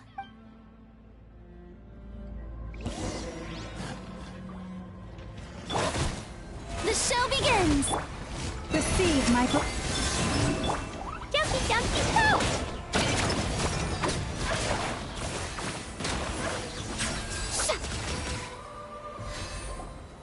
You're here. You're finally here. Thank you so much. That monster can appear from anywhere. It almost caught me a bunch of times. The Wyab's power helped keep me hidden, so I just tried to stay out of sight until you got here. Had a girl. You did so well. And most importantly, you weren't hurt. Should we start heading back then? Actually, I have a request. Will you come visit the Wyab with me? I can't exactly put it into words, but something's wrong with the Ode of Resurrection. And I know it has something to do with the contamination from the Abyss. That was the Pyro Archon's theory as well. Everything we've seen here certainly seems to back it up. In the Night Kingdom, there are 6 main totem poles representing the Wyab of each tribe. You can think of them like the body of each Wyab. Additional totem poles, like the ones around here, serve as proxies to which the Wyab can extend their consciousness. There are countless proxies scattered around the Night Kingdom. Through them, the Wyab can extend their consciousness over the entire realm and track down souls no matter where they roam. But if a proxy were to become severely contaminated, then a soul could become lost within the Night Kingdom. Judging by the current situation, I don't think we're dealing with just one contaminated proxy. Even if we could drive back the abyssal power from one of them, that probably wouldn't even put a dent in the problem. Still, we can't just leave the Wyab to suffer. It's protected me this whole time. I agree. We might even manage to draw out the monster that's been hunting Kachina. Getting rid of the monster might slow down the deterioration of the Night Kingdom.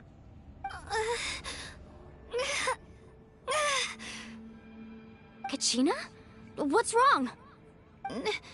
Nothing. Just a headache. And that voice again, telling me to abandon the Wyab and leave this place. Maybe we really should leave. Kachina's already been here for too long. No, I'm fine. I don't plan on listening to that nonsense. I can hold on. Just up ahead. I'll lead the way. Besides, I can still fight, so please, help me out a little longer. Listen to me, Kachina. We'll come with you, but that's because we want to help the Wyab, not because we have something to prove. You don't have anything to prove either. It's okay if you reach your limit. We'll be there for you. All right. The sooner we get this done, the better. We've already come all this way, so we might as well try to get to the bottom of this. Let's go. This way. I'll stay here and try to stall the Abyss monster. All by yourself? That's too dangerous. It's all right. I may not be as strong as that monster, but I'm definitely more familiar with the area. Besides, I don't have much time left. If you're anything like my friend, I'm sure you're not particularly fond of goodbyes. So go. Achieve your goal, and return to the world where you belong. Thank you for everything. You're a true hero. Thank you. No one fights alone.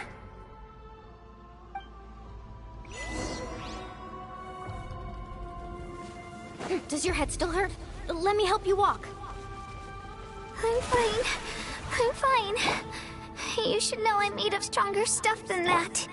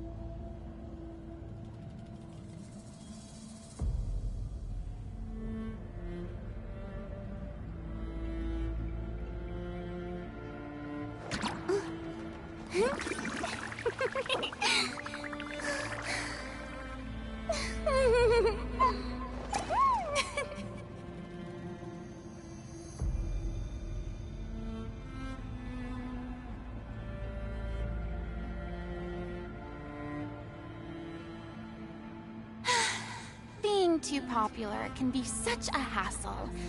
Who knew the people would adore me so much?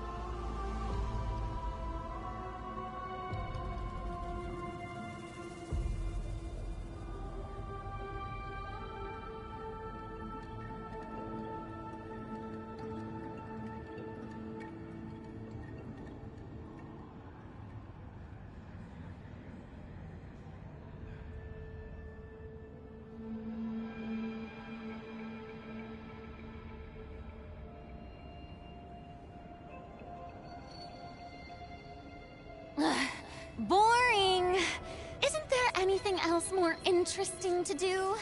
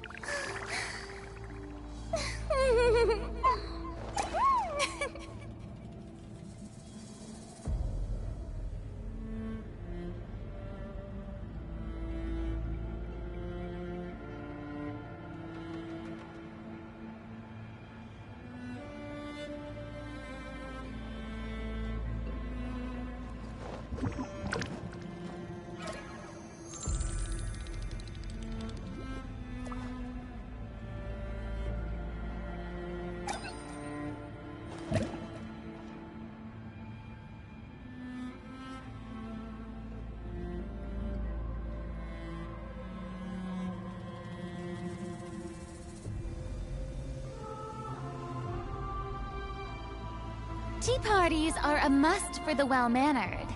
If you'd like to learn the proper etiquette, I'd be happy to teach you.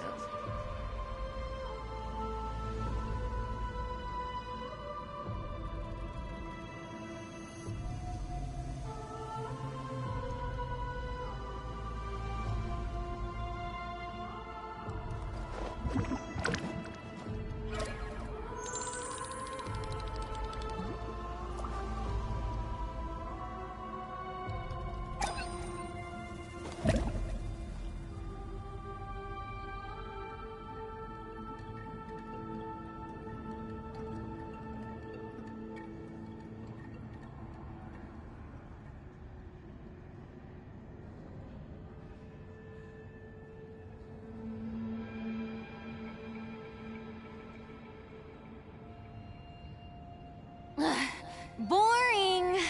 Isn't there anything else more interesting to do?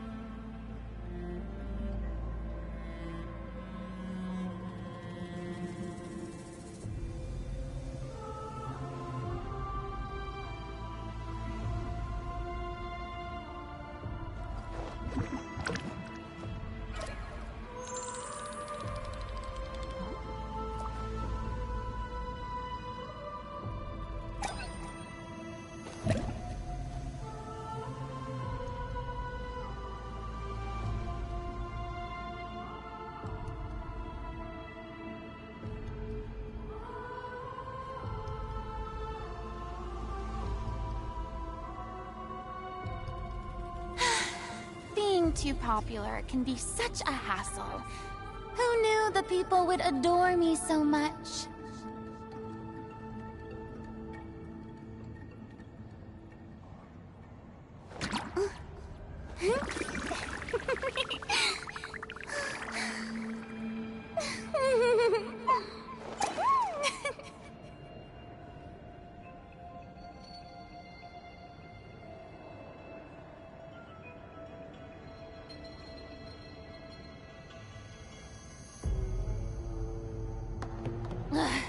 Boring.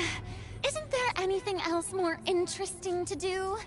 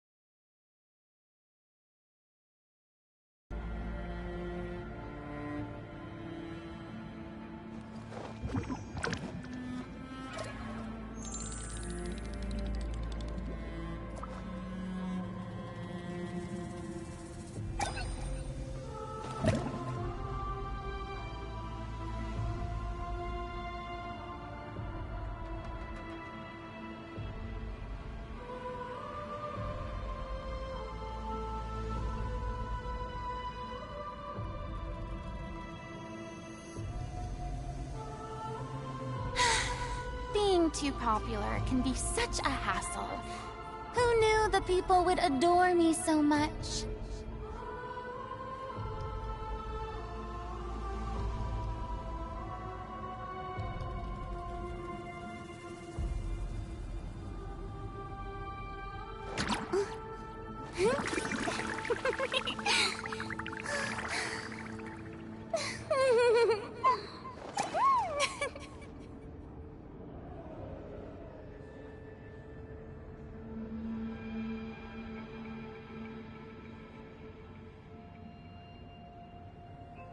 Tea parties are a must for the well-mannered. If you'd like to learn the proper etiquette, I'd be happy to teach you.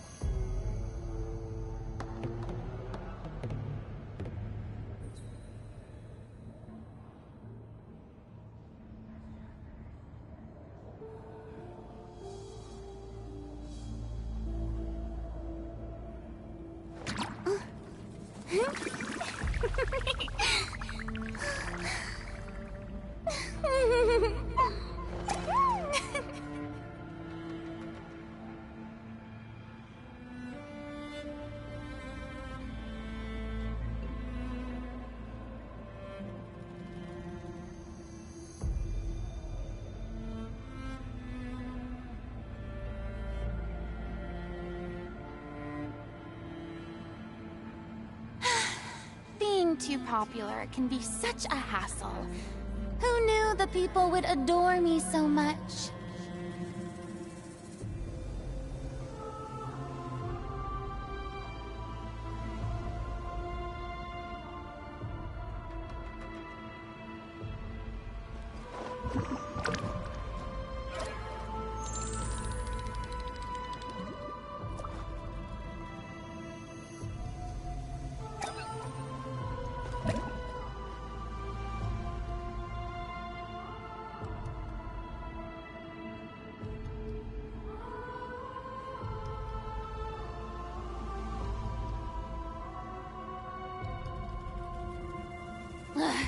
Boring!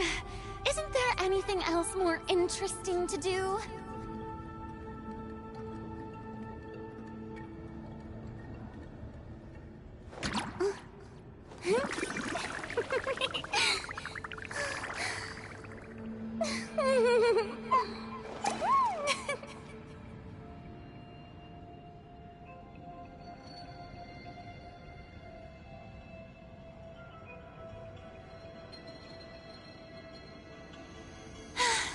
Being too popular can be such a hassle. Who knew the people would adore me so much?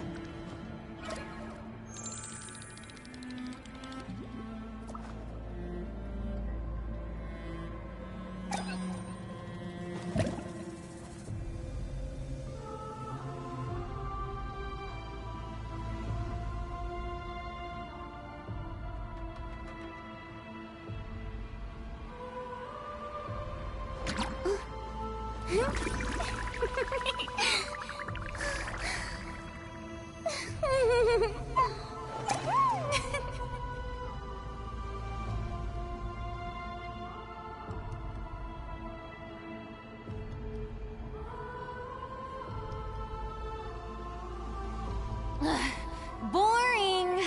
Isn't there anything else more interesting to do?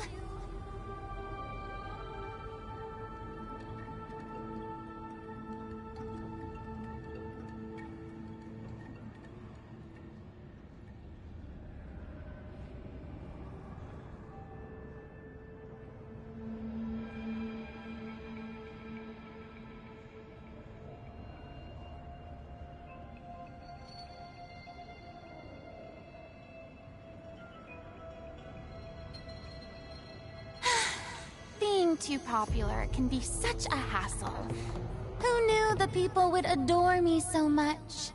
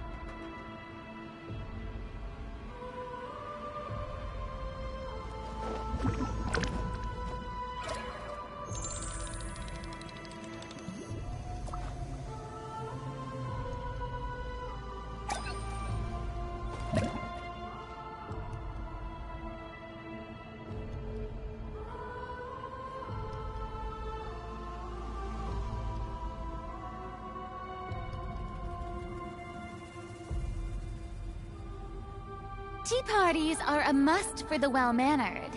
If you'd like to learn the proper etiquette, I'd be happy to teach you.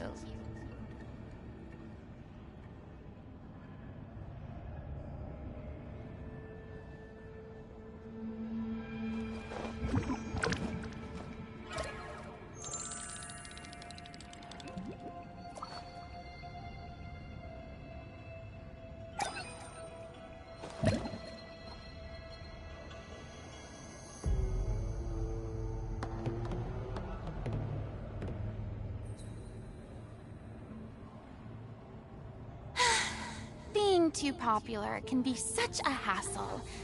Who knew the people would adore me so much?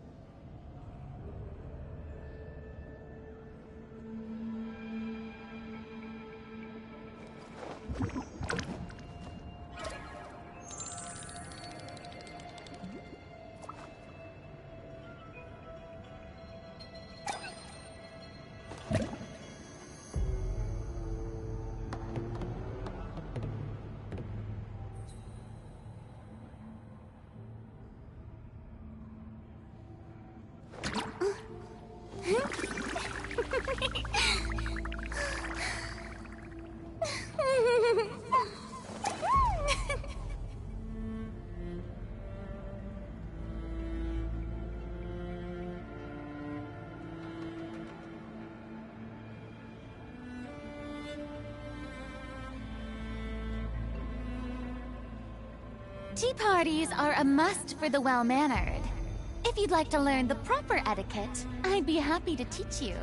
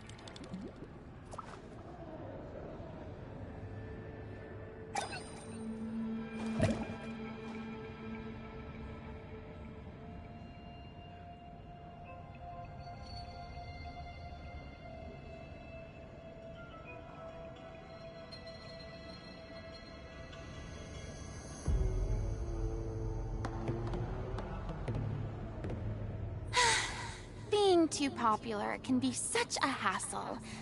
Who knew the people would adore me so much?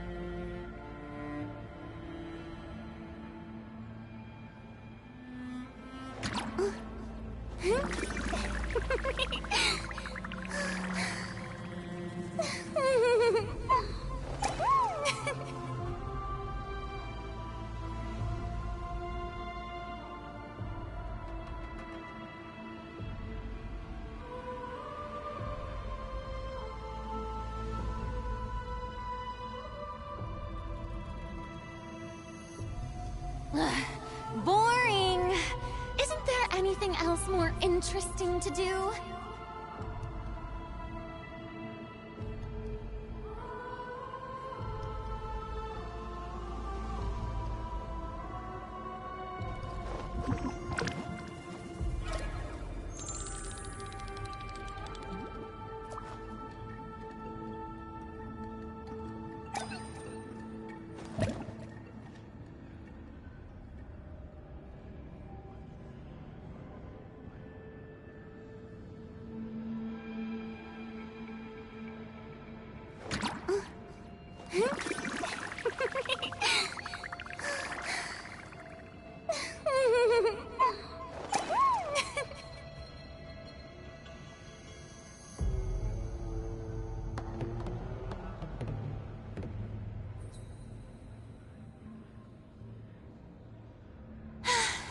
Being too popular can be such a hassle.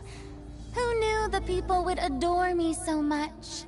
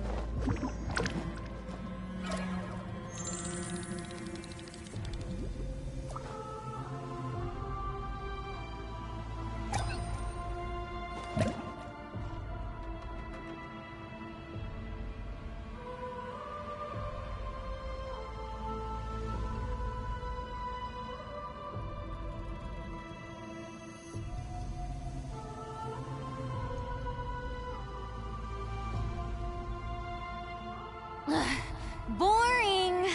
Isn't there anything else more interesting to do?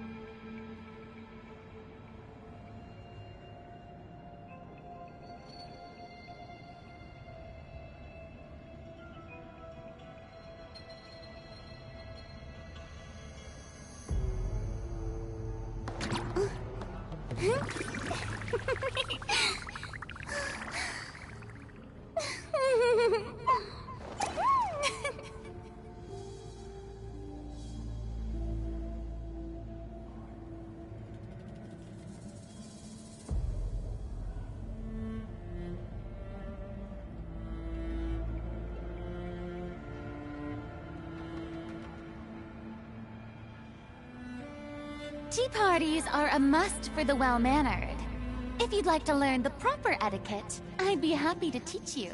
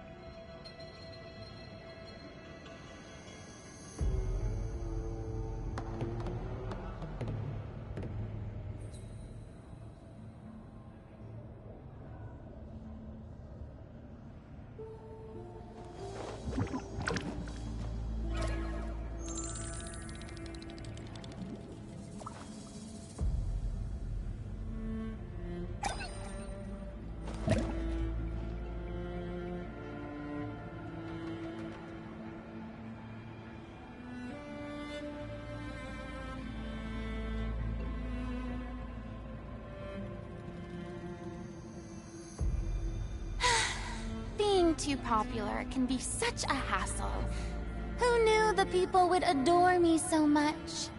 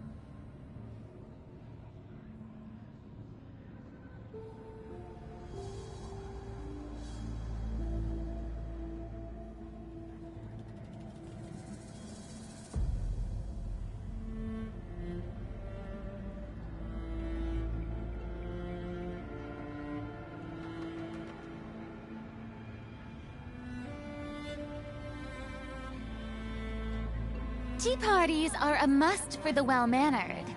If you'd like to learn the proper etiquette, I'd be happy to teach you.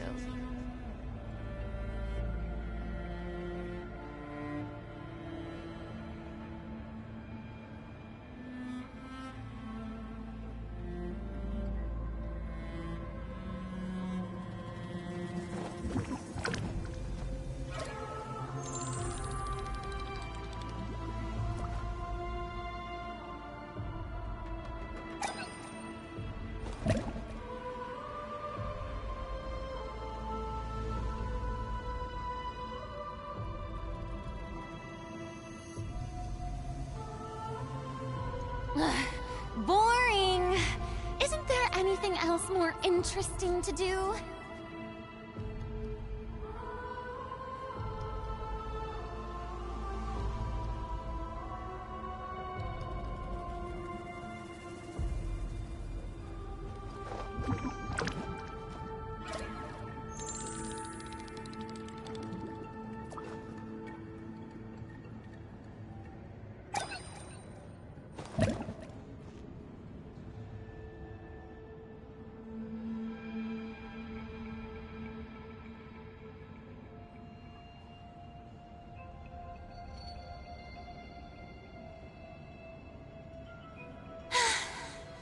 too popular can be such a hassle.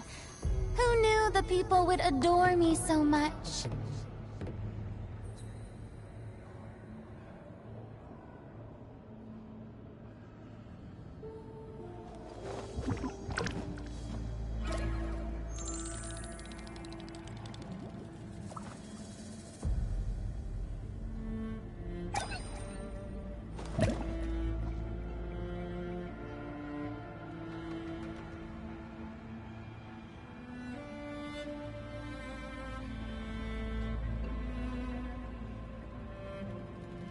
Tea parties are a must for the well-mannered. If you'd like to learn the proper etiquette, I'd be happy to teach you.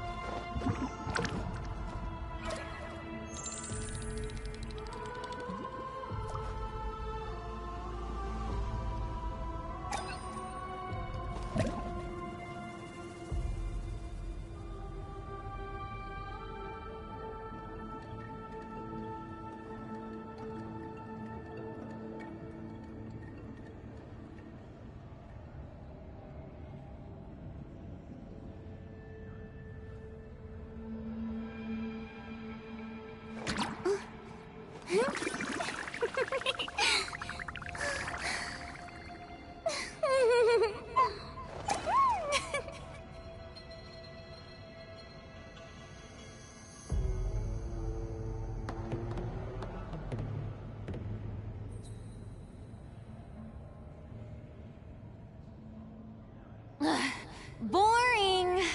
Isn't there anything else more interesting to do?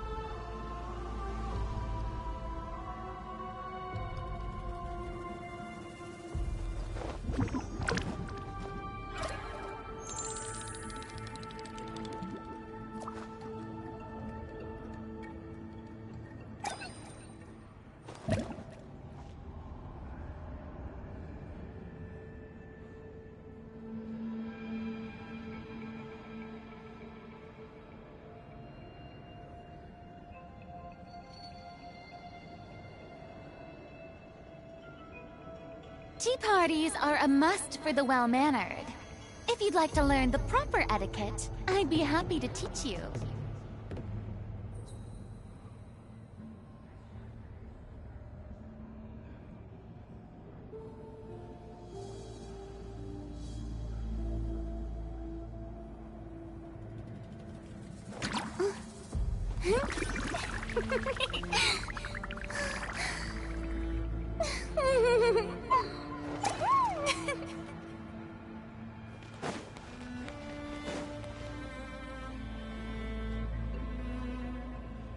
Wyabb?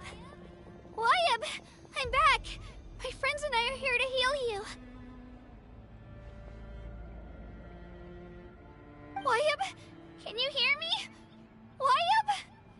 Wyabb? So we were right. The contamination is already too severe. It's preventing the Wyabb from answering our calls. Alright, get ready everyone. Time to purge the abyssal energy from this place. Careful. We've got company. Already? You really think that puny soul could slow me down? Courage in the face of futility is pure folly. He tried to get in my way, so I disposed of him. You killed Malco? He would have dispersed with or without me. Rather than worrying about him, I would urge you to focus on yourself. Dad. You may have defeated others of my kind in the past, but underestimate me now, and it will be to your peril. In the fridge.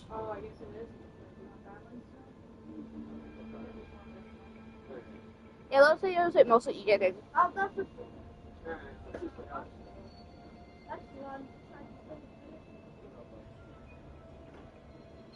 There's not a lot.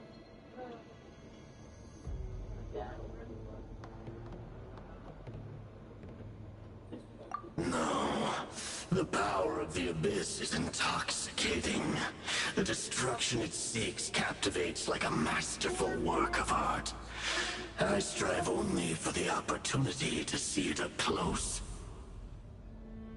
I thought this naive little girl was an exception, but it turns out humanity is full of lambs willing to offer themselves up to the slaughter.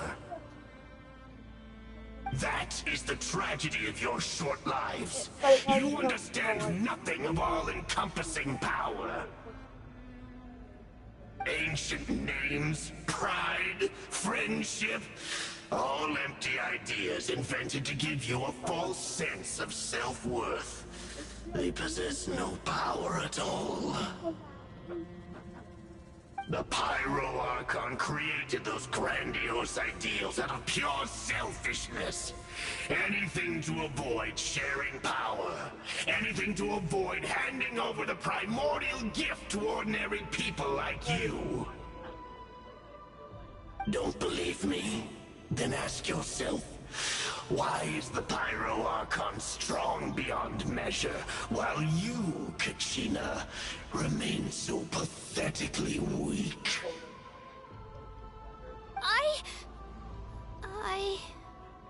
Kachina!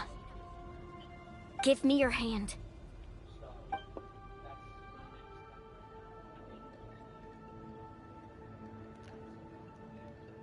Feel that? I'm right here next to you. Thanks, Moalani. You're right. I have nothing to fear. Because I'm not alone anymore. You're right. Maybe comforting ideals don't have any power. But you also couldn't not in the ideal itself, but in our commitment to upholding that ideal, and in the courage we have to stand before you and not back down. It comes from our friendship. Well said! Let's go, Kachina. It shouldn't take more than 2 of us to handle an enemy like this. Sorry in advance, but you deserve what's coming to you! There aren't many in Natlan who can beat us when we're together. It's time he got a taste of that kind of power. From the ash, Need a surfboard? let the flames of redemption Hey! rage! Surf's up! How brightly burn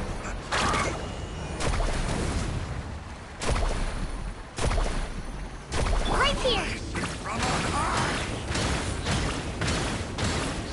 Drilling down! Woohoo!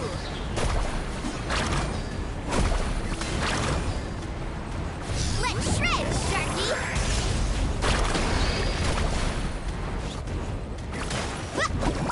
Ho!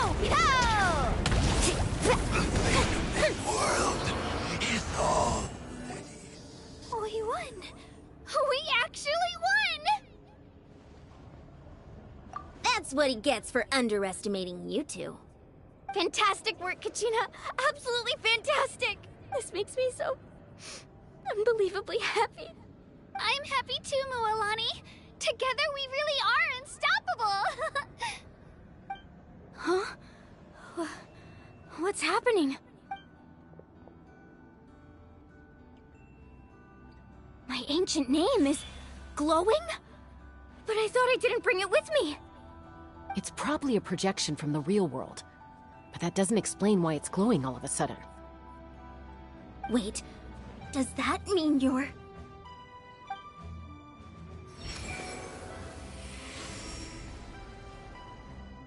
That was a bold move. Diving headfirst into the fire to save your friend. Especially in a place so overrun with abyssal corruption. Still, seeing you pull it off was really something. Everything you said was exactly right. As isolated individuals, we stand no chance against the power of the Abyss. It took years' worth of scars, and lots of unnecessary suffering, for me to understand that for myself. The Pyro Archon's plan will unite us as one. Everyone has a part to play. Only then will we have the power to defeat the strongest of foes. Who are you? Tupac, a warrior from the people of the Springs. I fought against the Abyss during the invasion 500 years ago. I've heard that name before. You were the giant who saved all of Natlan. Since you were able to awaken my words from your ancient name, that means you have fully embodied the aspirations of the Wyab. Under the name Umoja, you shall unite the tribes and save Natlan from its impending doom. Me? As long as blood still runs through your veins, even the tiniest spark of steel against stone can ignite a flame. Its blaze will become one with the gaze of all Natlan. Even amid everlasting darkness, our bonds remain eternal.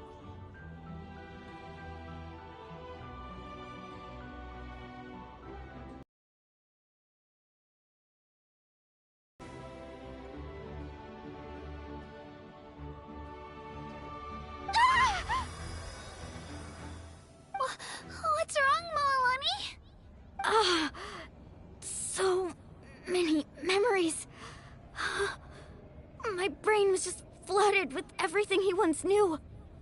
So that's what happened. What do you mean? Did you just figure something out? 500 years ago, they foresaw the very crisis we're facing now.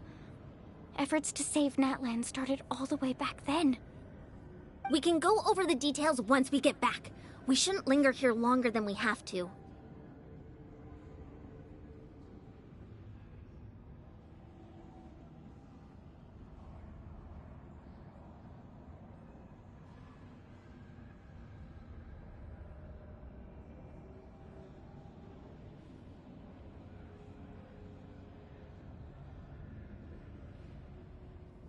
I know bits and pieces, but I had no idea Mualani was also part of the plan. This sounds like something that's going to need a lot of explaining. Let's focus on saving the Wyatt first.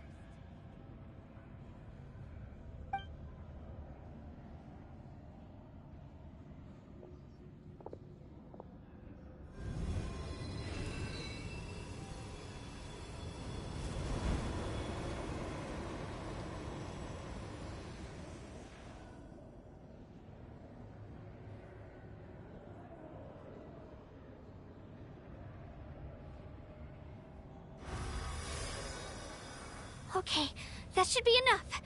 Wyatt? Wyatt? Can you hear me?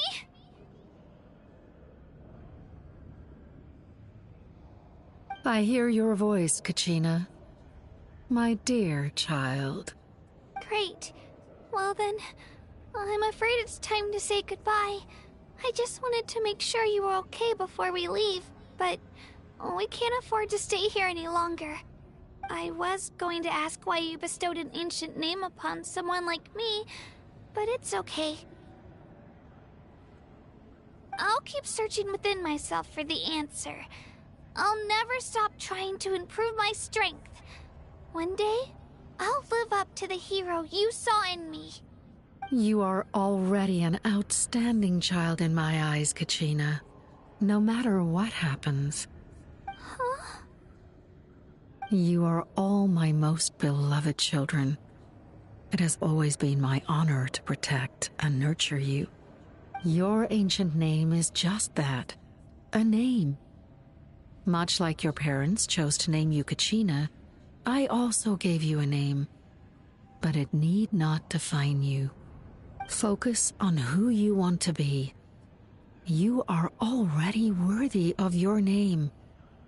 Now, you need only devote yourself to becoming a better you. The story of your ancient name is for you to continue. Just like your parents, my love for you will never change, no matter what the future holds.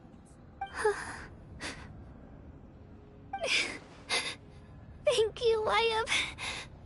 It gladdens me to see the Pyro Archon's plan move another step towards completion. But it's time for you to leave this place. The situation here is getting worse. Go now, my children. Save Natlan on behalf of all you hold dear. I know we've never met before, Wyatt, but I just wanted to say thank you for encouraging Kachina. It was exactly what she needed to hear. Whoa! What's going on? An earthquake? We're out of time. It's the power of the Abyss. Quick, we need to run!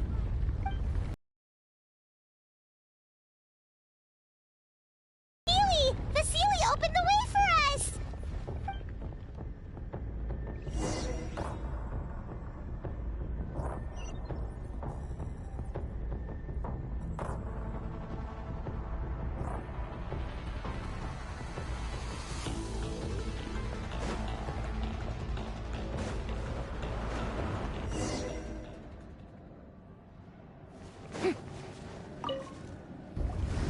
Whoa! What's going on?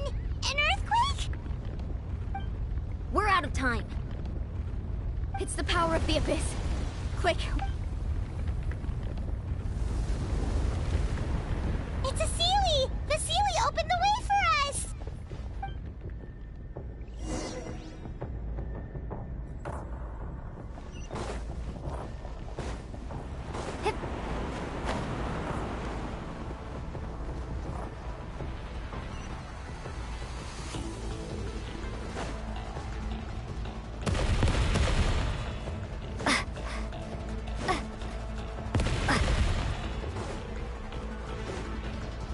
opening in the sky! It's closing!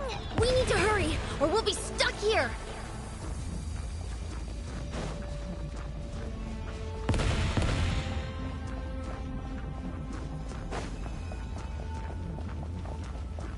Watch out for the falling rocks! Quick, through the middle!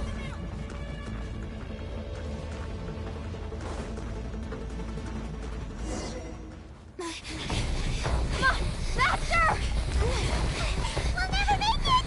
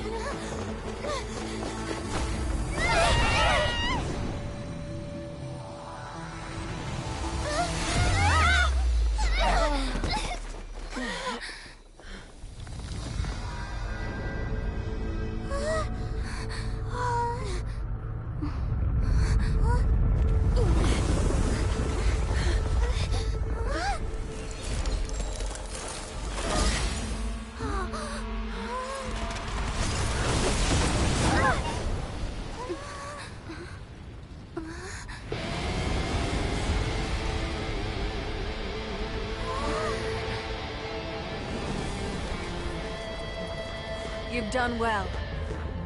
Now come home.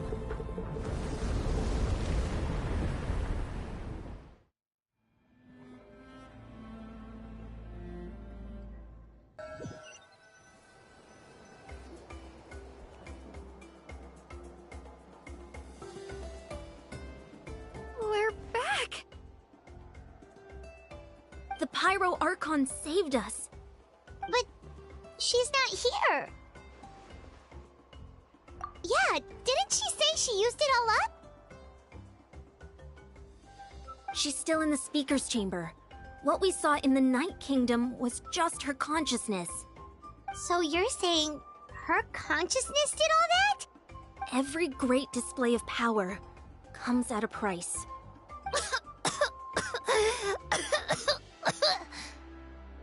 You must feel terrible, Kachina. Just hold on. We'll get you to a doctor soon. Let's get back to the stadium. The Pyro Archon said she'd have a doctor waiting for us. I recommend getting a full checkup, just to make sure no damage gets left behind. Paimon feels okay. What about you, Traveler? Right. You always seem to do pretty well against the Abyss. Let's get going. We need to share what we learned in the Night Kingdom as well. Right. The Wyatt mentioned something about the Pyro Archon's plan. What is it exactly? I'll let her explain everything. We're all a part of the plan now. Every move we make from here on out will decide Natlan's ultimate fate.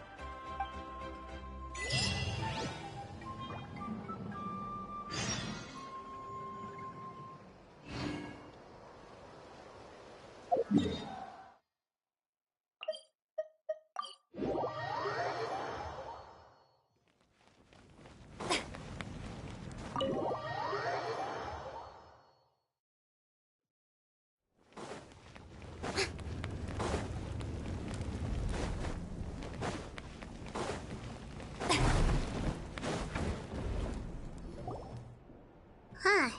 There's a lot less stuff here than before. It's good to see you all here in one piece. I know you must have a lot of questions, but let Koichi check you over first.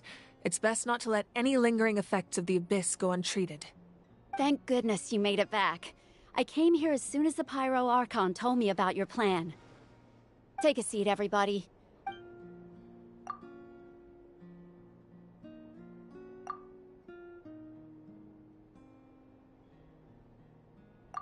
All right, that should do it. I have to say, though, She's always been special like that. Given the current situation, that Of course.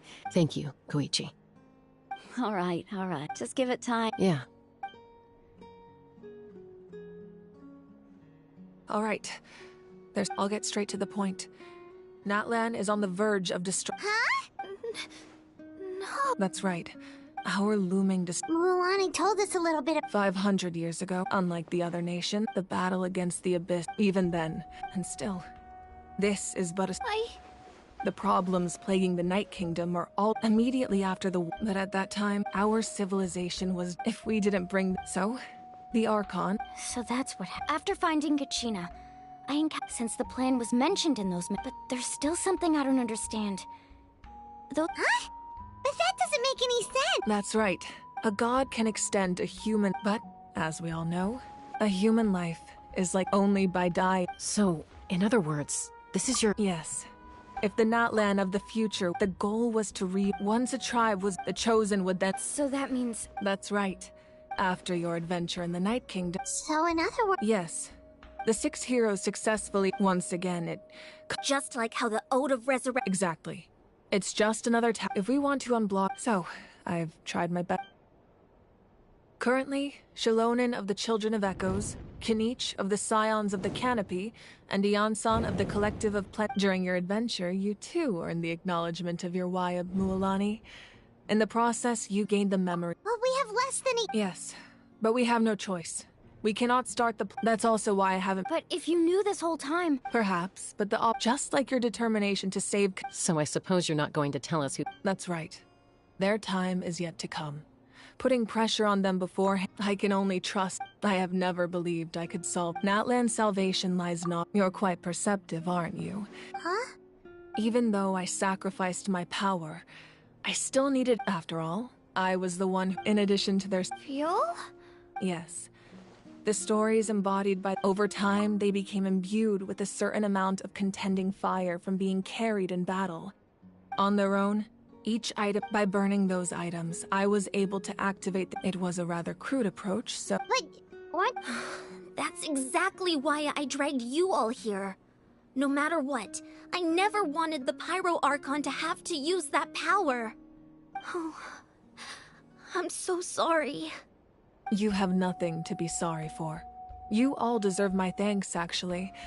If you hadn't saved the totem pole, that area of the Night Kingdom would have been forever... And then... Besides, if they knew those items helped... Even when you...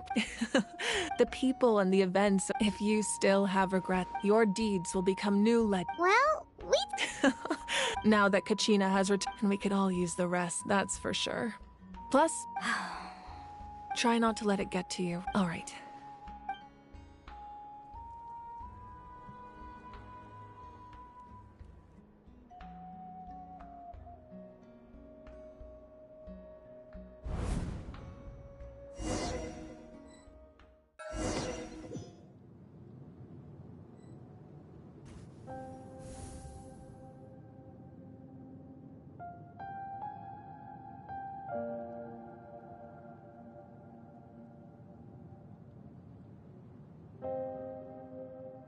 When I was young, they attract people. The people of the spring. It's been really nice. I've witnessed their... Even when they cause... I'm certain, Muala, one day, when I'm no longer in fighting form, I'll come here and tell stories to all the children. So you better get busy, Pyro Archon, or I'll end up running out of stories.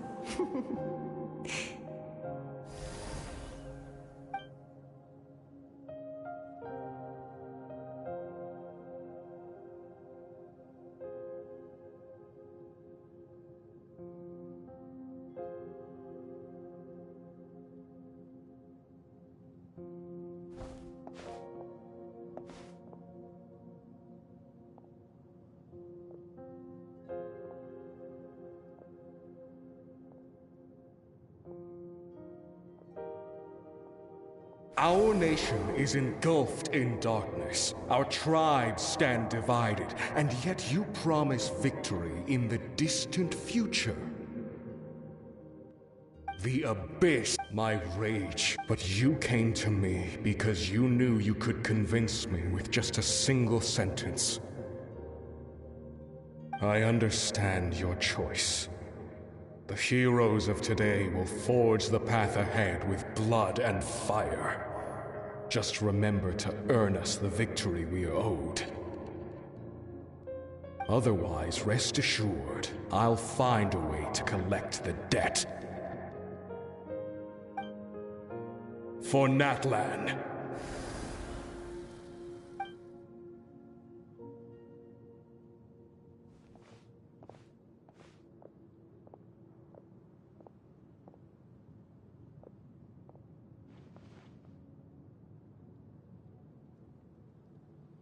So, you're gonna head 500 years in the future to serve as the Pyro Archon again? But what about the you from right now? You're just gonna die. You can't ask her those questions and expect her to answer, my dear. The decision is hers to make, and she deserves our support. We will do everything we can to rebuild the tribes. Don't you worry. Even across time, we will all do our part to fight for Natlan's future. Yeah, Mom's right. We'll always believe in you, sis. Seriously, though? Dad should be here. Where is he? I imagine he didn't know what to say, so he chose not to come at all. Don't take it to heart, my dear. That's just who he is. Just remember, no matter what happens in the future, we will always love you.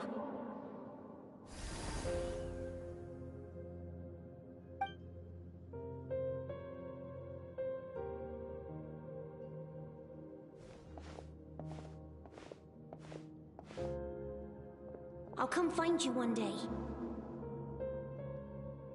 I know I can't live that long, but I'll think of something. There has to be a way for us to meet again one day. If there's an answer out there somewhere, I'm gonna find it. So, don't forget about me.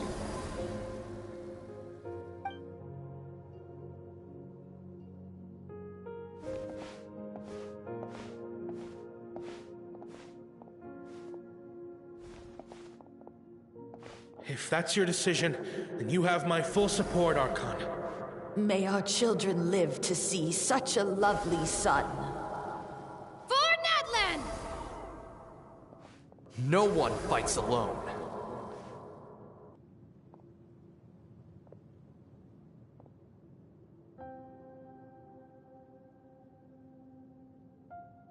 The rules are my legacy. They shall grant us the strength to overcome the next tragedy. War forged the 6 tribes, taught us how to fight, instilled in us what it means to love. Who will be the one to bring this to an end?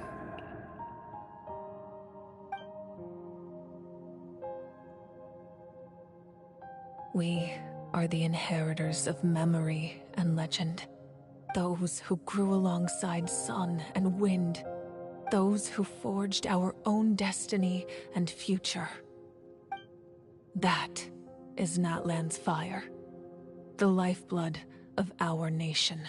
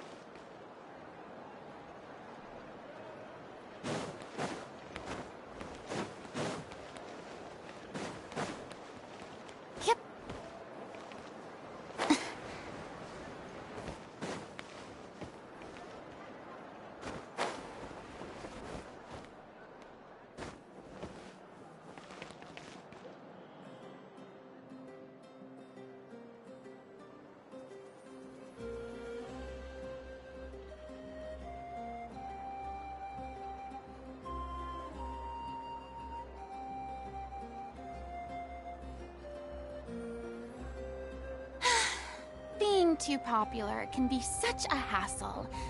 Who knew the people would adore me so much?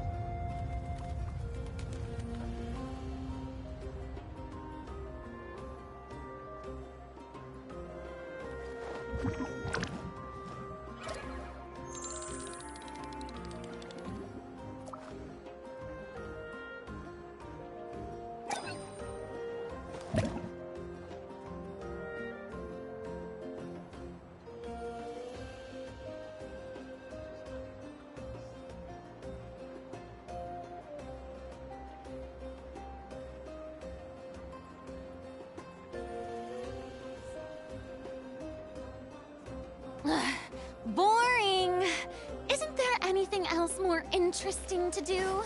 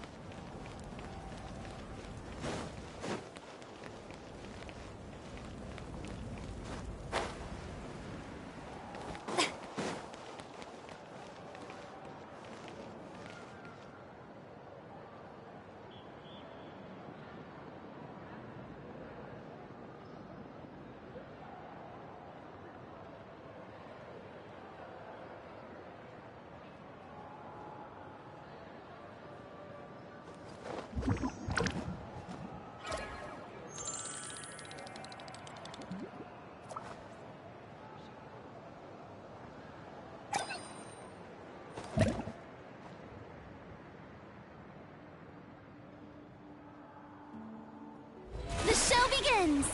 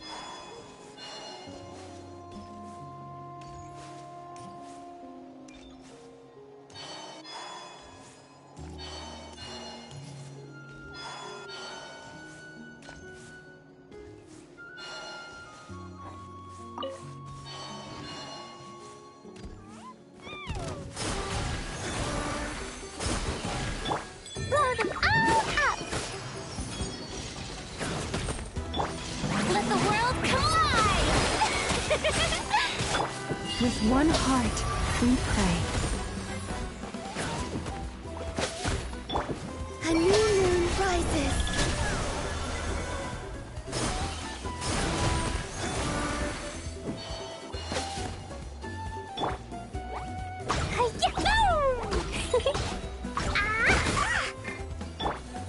May I present?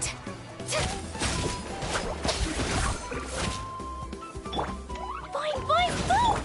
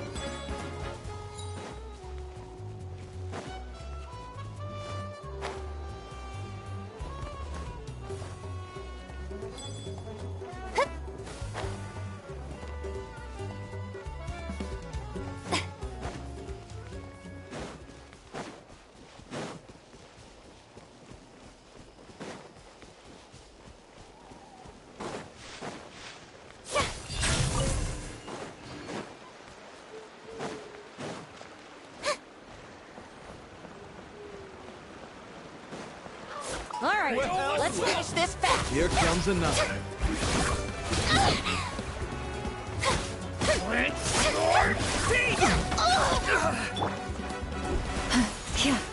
Let's round them up. Jumpy, jumpy, go! Lane.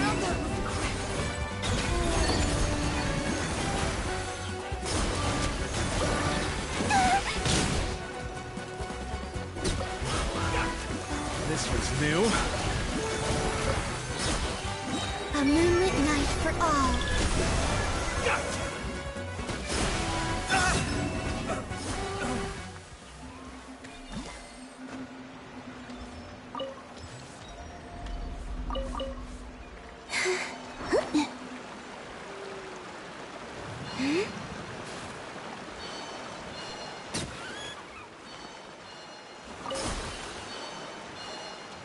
Let's go.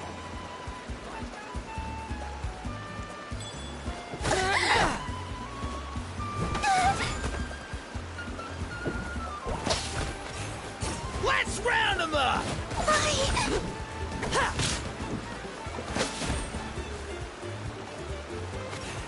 Let's round them up!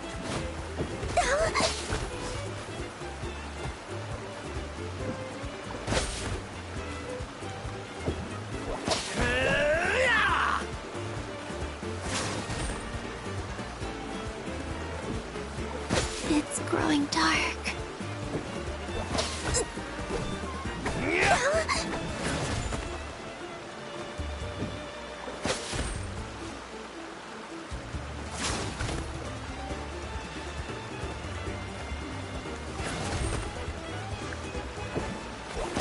Let's round them up!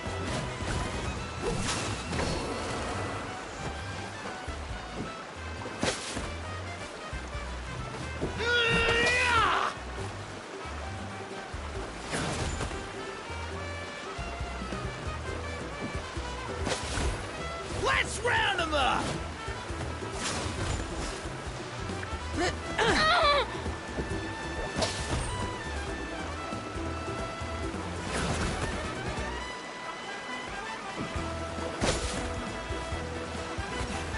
Let's round them up! How dare you!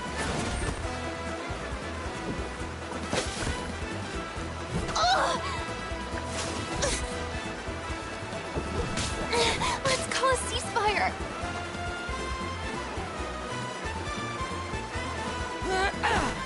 Let's round them up!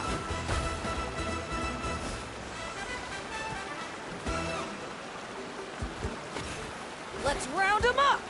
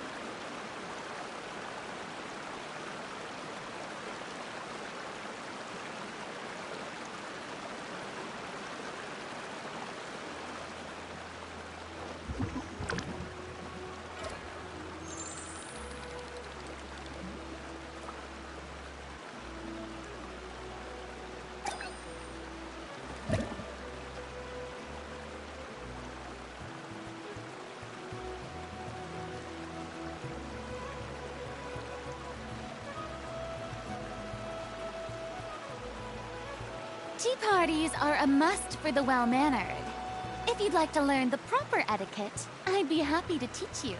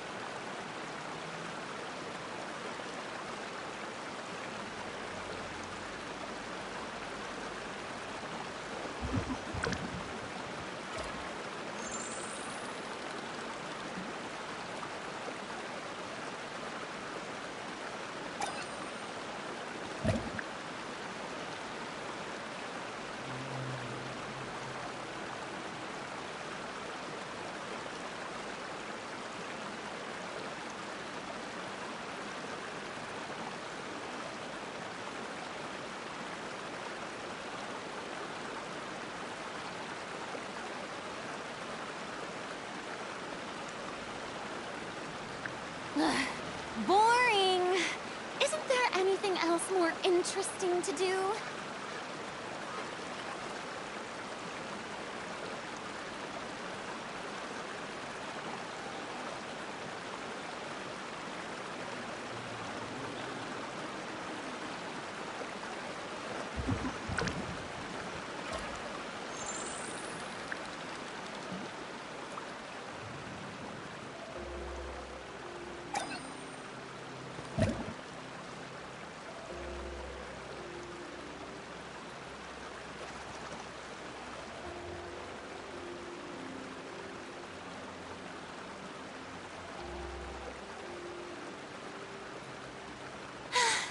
Being too popular can be such a hassle.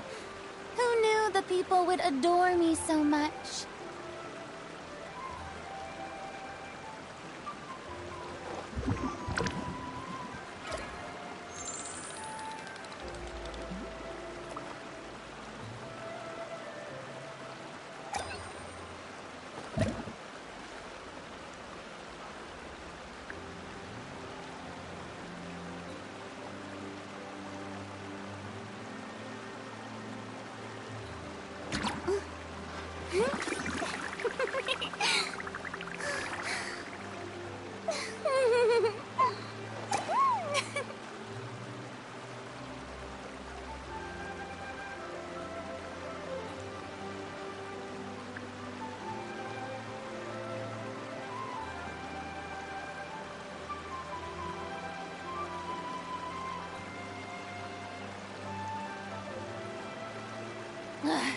Boring! Isn't there anything else more interesting to do?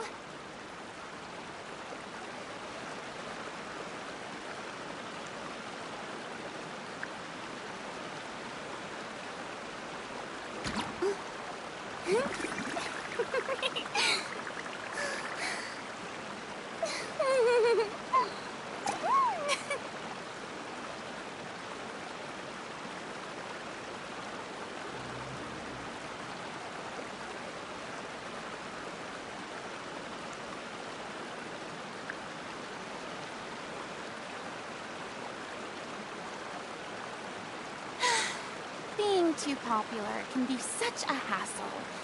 Who knew the people would adore me so much?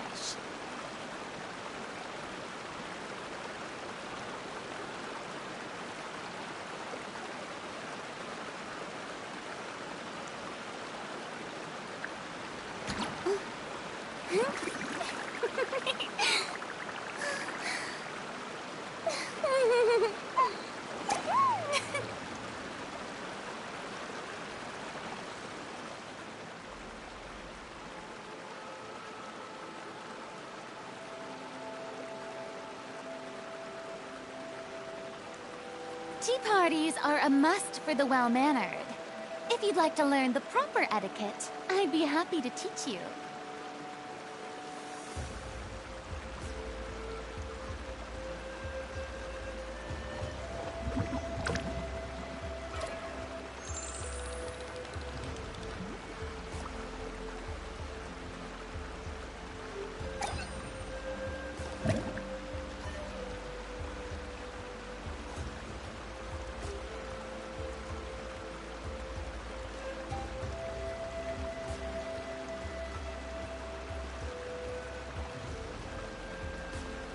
Boring!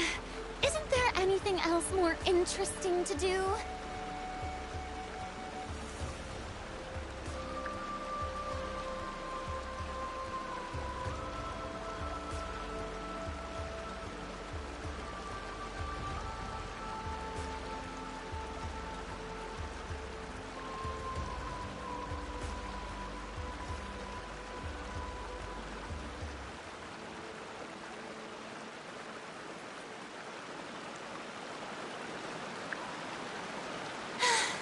Being too popular can be such a hassle. Who knew the people would adore me so much?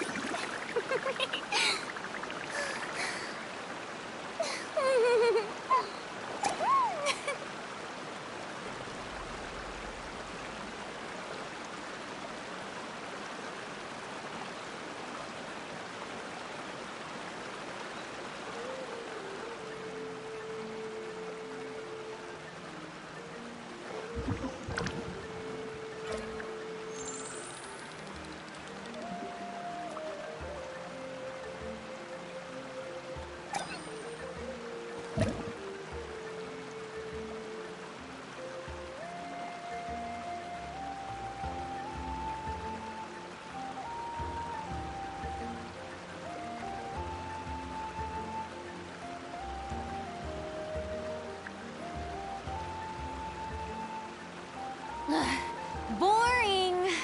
Isn't there anything else more interesting to do?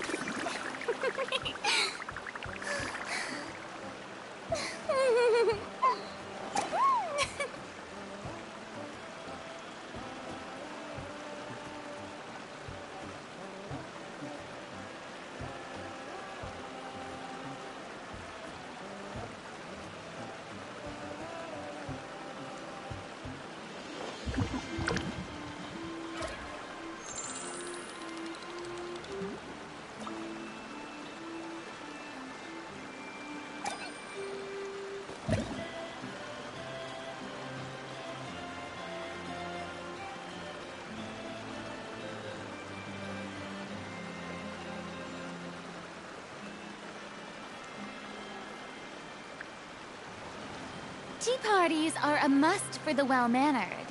If you'd like to learn the proper etiquette, I'd be happy to teach you.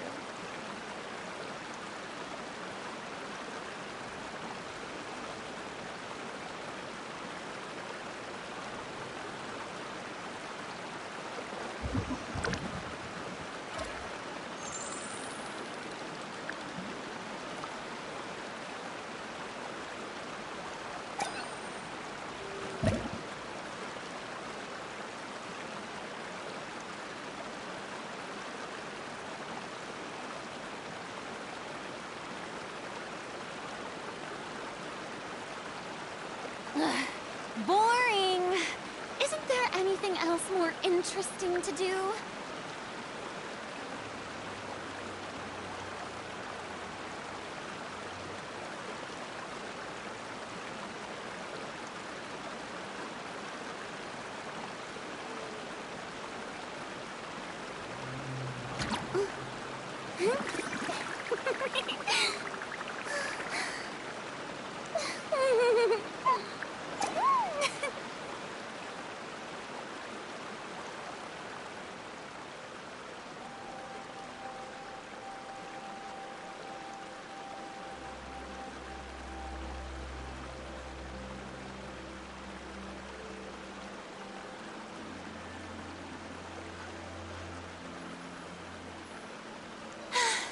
Being too popular can be such a hassle.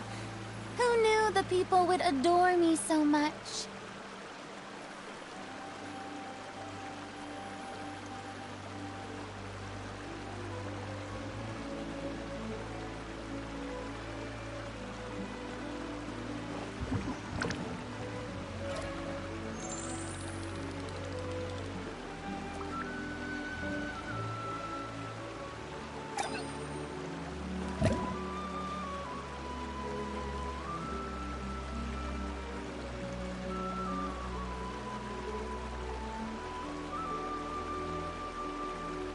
Tea parties are a must for the well-mannered.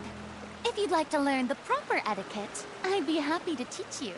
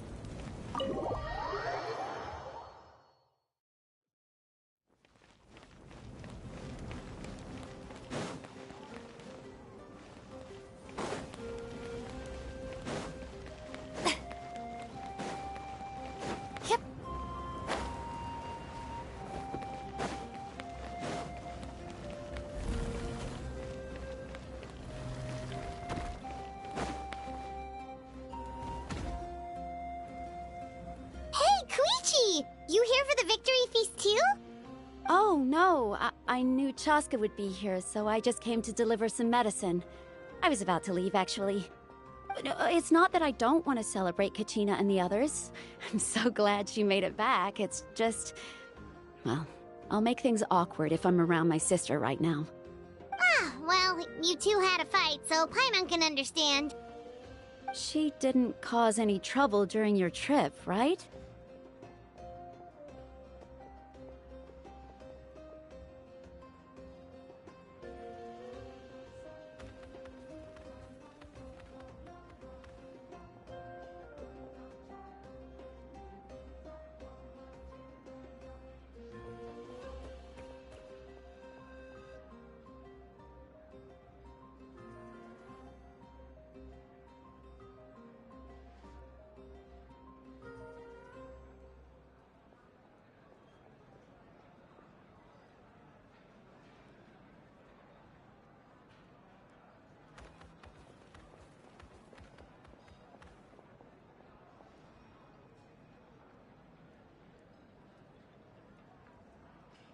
Yeah, she was super helpful. She gave us a lot of useful information about the Abyss.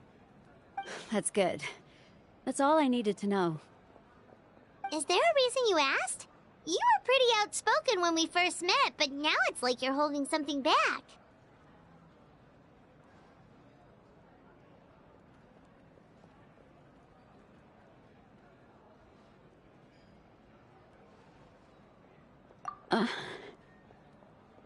Maybe it seemed unreasonable, picking that fight with her before you left, but I did it for a reason.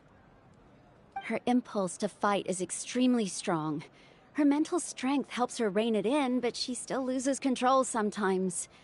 I had no idea what you might face in the Night Kingdom, so I didn't want to take any chances. So what you're saying is...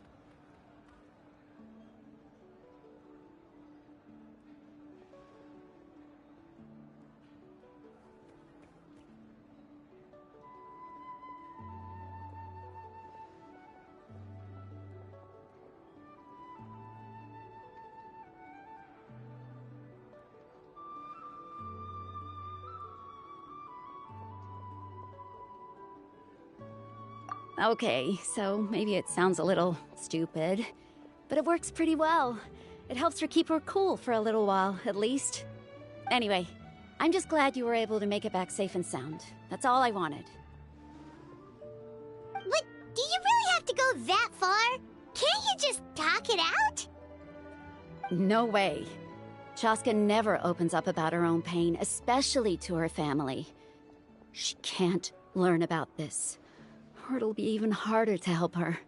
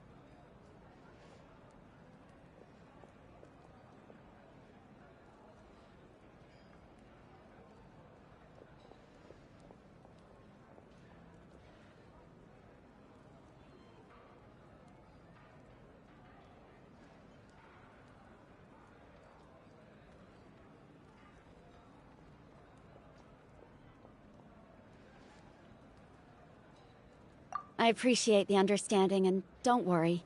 I'll find a way to help her ease this burden. Anyway, I need to get going. Enjoy the celebration. Oh, and if you ever need a doctor, you know who to find.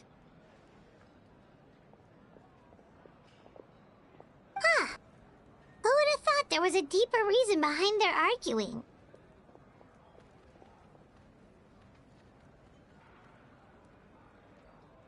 In the end, it's all the Abyss's fault. Paimon's had enough of them.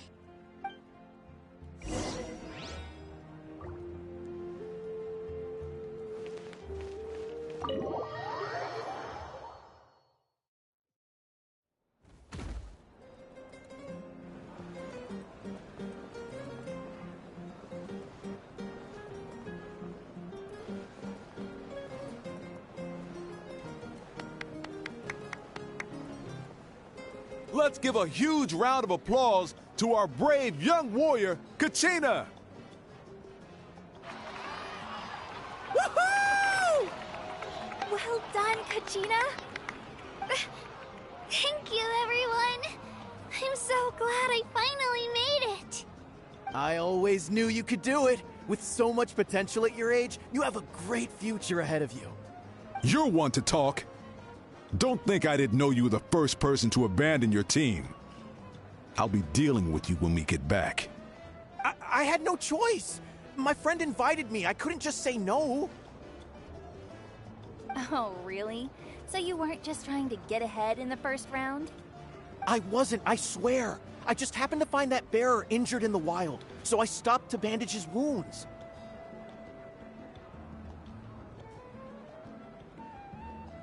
When he insisted on repaying the favor, what was I supposed to do? I'm just one person. I figured Kachina would have no trouble replacing me. But the fact of the matter is that after your departure, everyone else started thinking about swapping teams too. I'm really sorry, Kachina. It was wrong of us to abandon you like that. It's amazing that you still made it all the way through to the Night Warden Wars. That's the highest honor. So, what about you guys? Did you make it far? Our team captain drank too much the night before the competition and turned up late to the stadium on the day. We got disqualified.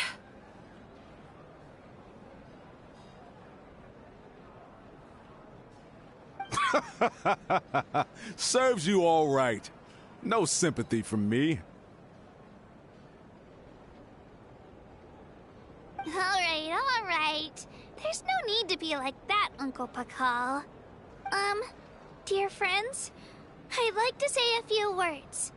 Firstly, I'm grateful to my friends and our great Archon for helping to bring me back. This traveler and her companion Paimon are some of the strongest people I've ever met. If they were allowed to participate in the pilgrimage, I have no doubt that they'd win the whole thing. They've agreed to let me learn from them. With their help, I believe I can become even stronger still. And let's not forget my good friends, Moalani, Chaska, Kanich, and Ayan-san. They all helped the Traveler and Paimon figure out a way to bring me back from the Night Kingdom. They too deserve to be called our heroes, so please give another round of applause for them. Thank you so much! Well said! I'll drink to that. How does it feel being a hero, Kachina? To be honest, it's a bit overwhelming. It all just feels so surreal. Well, you better get used to it. Next up, undefeated champion! Hey, please don't make fun of me.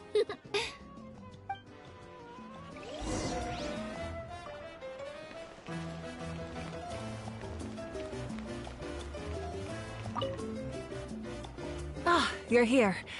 Have some fruit juice. I got it specially for you two. How did you know? That's Paimon's favorite! You look like you've still got questions. Ask away.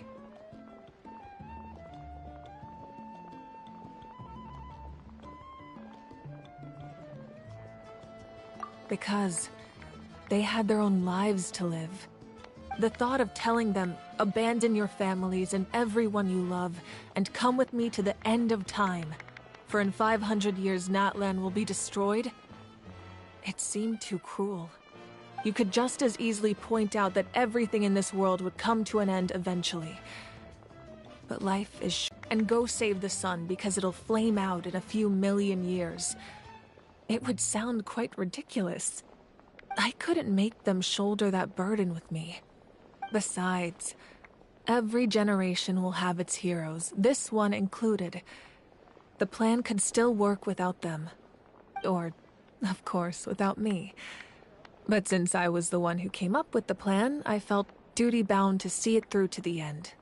Paimon's suddenly remembering that portrait in your room. Was that your family from back then? Yes, it was. So when you asked me who my sister grew up to be, the truth is that very little information survives. From what I've been able to piece together, I can conclude with a reasonable degree of confidence that she ended up as an architect and artist. She played an instrumental role in rebuilding the scions of the Canopy tribe, designing and building many houses. But of course, none of her buildings are around anymore. Still, it was an impressive achievement, and I'm very proud of her.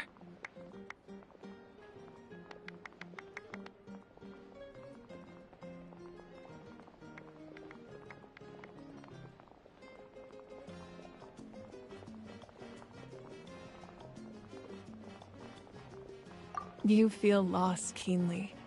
It seems to stir up feelings of regret in you. But this is something I have long since come to terms with.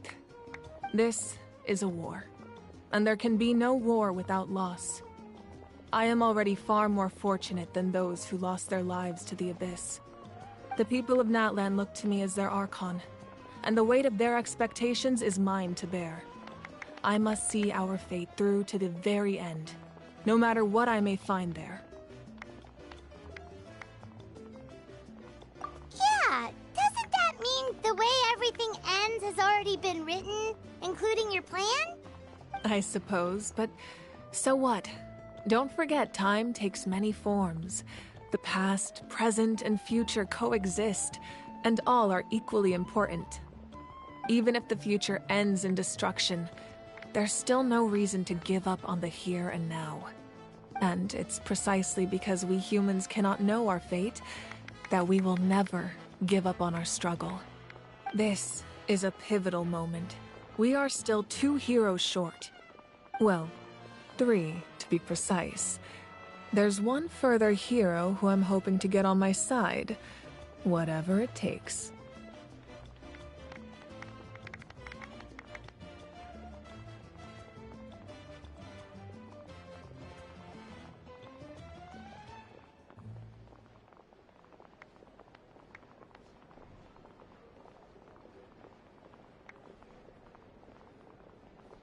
Your resistance to the corrupting power of the Abyss is truly remarkable. It would easily make you an all-important figure in the upcoming battle. If you agree to join us, you will not only gain my full support in your journey, but I will also forge a brand new ancient name for you. Ancient names can be forged? They can. Several strict conditions must be met, but if they couldn't be forged at all, then the number of them in circulation would have long dwindled to 0. Possessing an ancient name would mean that your adventures in Natlan are recorded in full. Your stories would be remembered by our people for all the years to come. The Ode of Resurrection may have temporarily lost its power, but still, take this as my personal guarantee that I shall never let you fall. Just like in the Night Kingdom, I will be there for you. That is a promise I will fulfill at all costs. This nation always honors its heroes.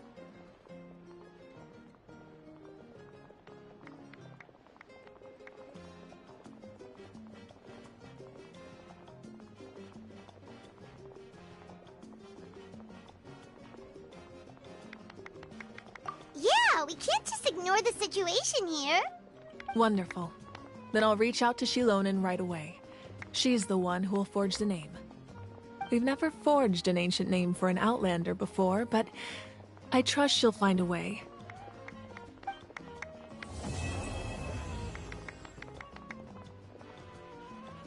My lord, we've received word that the Pyro Archon has lost much of her power. Although your injury complicates things, this is most certainly the opportune time to seize the Gnosis. Victory and defeat are rules, not outcomes. I have never taken advantage of an opponent in a time of weakness, and I don't intend to start now. As for you, I must confess, I did not expect that little trick of yours to save the day. No matter how dense the fog, as long as the sun remains, we cannot turn day into night. She could have dispelled it. She simply chose not to. You don't have much time, and you're injured on top of that. What do you plan to do next? I'm beginning to see just how useful you may turn out to be. You heard something from here, didn't you?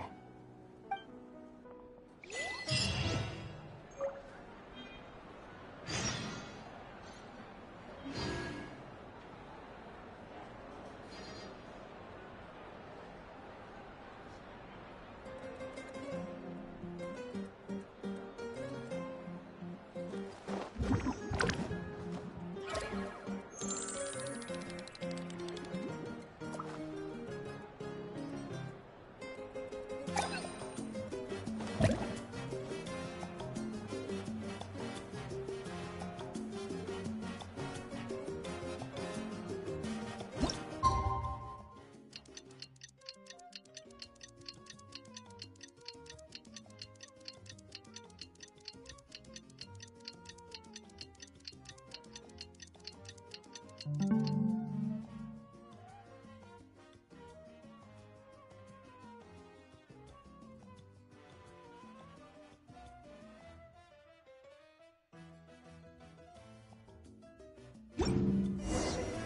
have been looking really rough for Natlan lately. There are more and more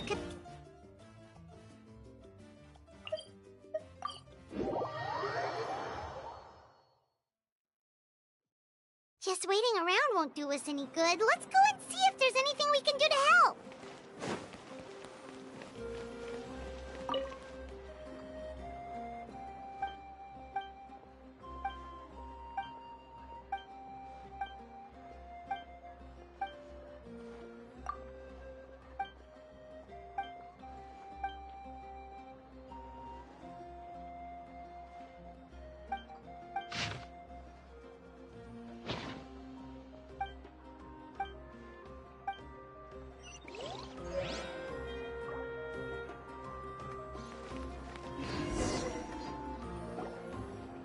I see. Thank you so much. The Adventurers Guild has been overwhelmed these days. No worries at all. We've always valued the strength of adventurers. Given the current situation, it's vital that we all work together. Since we're facing the same enemies, I'll send you the intel we've collected on the Abyss so far. Then we can take a look at how to coordinate our efforts. All right. Thank you so much. Hi, Catherine. It's us. Got any new commissions? You two have come just in time. I've got some good news. The Pyro Archon has finished assembling her forces and stationed them all across Natlan. Given how the Abyss has ramped up its activities lately, we can no longer afford to act only after receiving news of an invasion. So the Pyro Archon suggested that the Scions of the Canopy and the Adventurers Guild focus on collecting and disseminating intel. That way, we can stay informed of everything that's happening across the land. Once we receive word of enemy activity, we can notify the nearest camp and the stationed forces can take immediate action.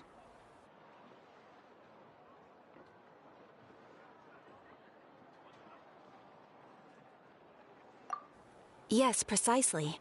This should also allow us to focus on gathering information, rather than running around and trying to tackle everything at once. So please also take a chance to relax, you two. You've been working hard these days, and this will be a good opportunity for some well-deserved rest. So that's the plan! Whew, we can finally stop and take a break! Paimon knows that! It's not like Paimon just wanted to lay here and do nothing! The movements of the Abyss are always unpredictable. There have also been times when it suddenly became more active in the past. The people here generally see it as something like an acute natural disaster. Once the disaster is over, everyone will return to their normal lives. We just all hope that day will be sooner rather than later. Oh, right. Most people have no idea just how bad the situation has gotten in the Night Kingdom.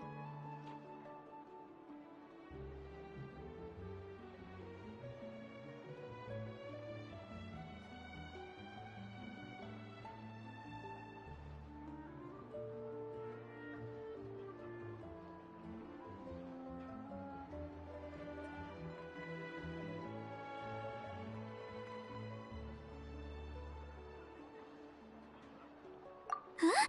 Is that the Traveler in Paimon? Hello, hello! Oh, hey, Kachina! Are you feeling better now? Yep. Now really isn't the time to stay home and recover anyway. I wanted to do something to help. I heard that the Pyro Archon is gathering warriors to be stationed in the more remote areas. So I came here to sign up.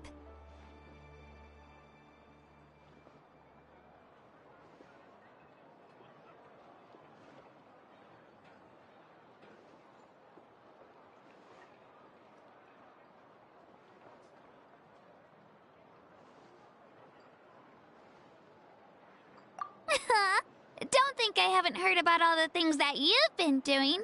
With everyone working so hard, I've got to do my part too. Oh, by the way, Shilonin told me that she was ordered to forge you an ancient name. She said that she's all set, and we can head over whenever we're ready. Wow, so we'll finally get to meet Shilonin, the legendary forger of ancient names. Paimon still can't believe anyone could forge those things. Shilonin is a true master. Not only can she forge ancient names, but also all sorts of new and fun things. She's always got a pile of commissions on her plate, so you usually have to wait a while before she finishes something. In this case, though, she's completely cleared her schedule just to work with you. She wants to give your name her full attention.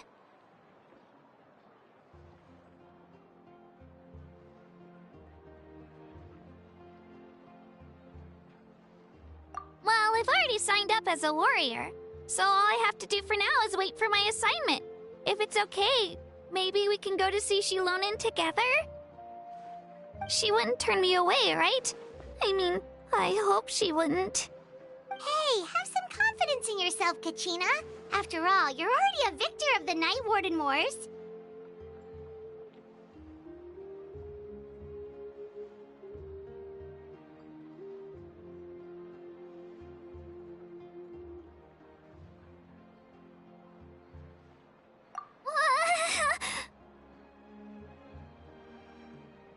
On second thought, maybe I'll just find a hole in the ground to jump into and hide for a while.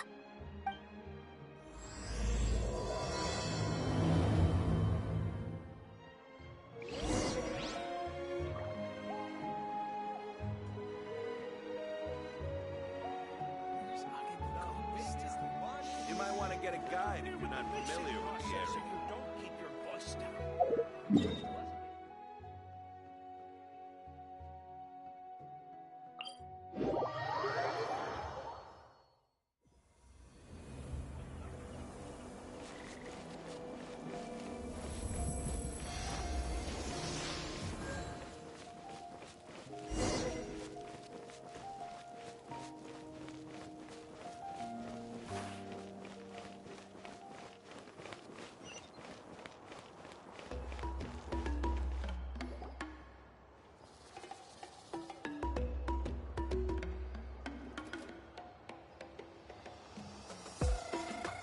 Shilonin, I brought the person who needs an ancient name. She's super amazing, and I've already learned tons of stuff from her. I can vouch that she's really worthy of a hero's name. Ah, yes, so I've heard. So young, and yet you've already got quite the reputation. Wait, are you Outlanders? Yep, we're travelers who just arrived in Natland not too long ago. No, I mean, I was aware that you're travelers. It's just no one told me that you're Outlanders. Huh? You're saying the Pyro Archon didn't tell you? No, the only thing she said is that a new hero had pledged herself to the plan, but we need to forge an ancient name to ensure she'd be able to return safe and sound. And she did mention that it would be quite difficult to forge an ancient name for them, but at the time, I thought she was just commenting on my skills. But I seem to understand where the true difficulty lies now. Are you upset? No, I wouldn't go that far. I'm used to it, really. I just need a moment to process things. The Pyro Archon's requests are always difficult to fulfill, and we used to argue a lot. Honestly, it's probably for the better that she didn't bring this up at the time. Anyway, I can't argue with her if she isn't here, and it'd be pointless to take my anger out on someone else. But, just because I understand her rationale doesn't make me any less upset. After all, she must have known that forging an ancient name for an Outlander is an impossible task. It's impossible? As you probably know, an ancient name is a symbol of a hero's spirit and glory, which grows even richer and heavier as generations of successors inherit it. We forge ancient names by engraving the heroic deeds of an individual who will become the first hero of that particular name.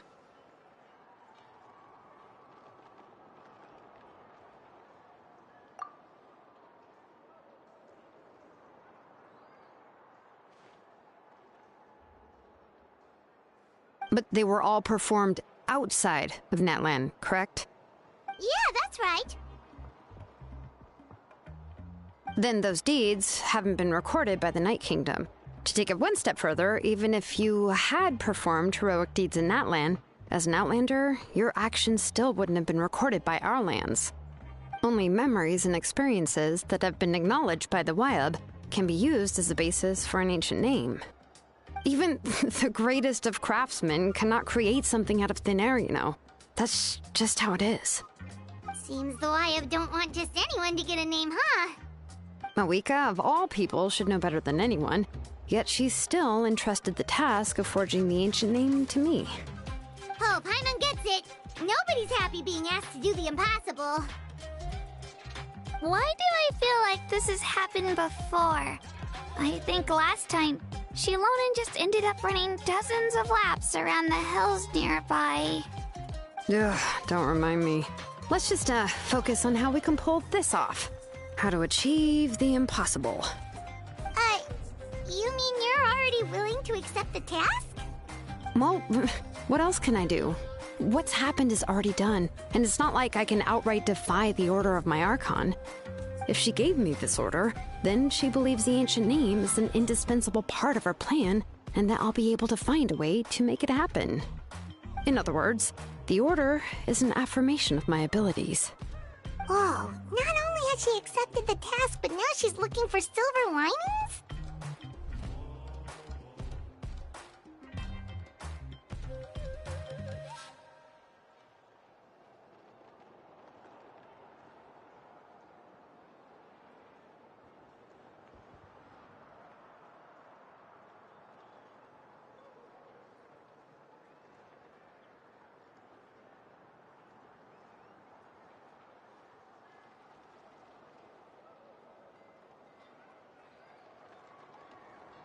Yeah!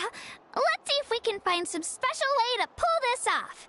If we really can't make it work, I'm sure we can still go back and talk to the Pyral Archon, right?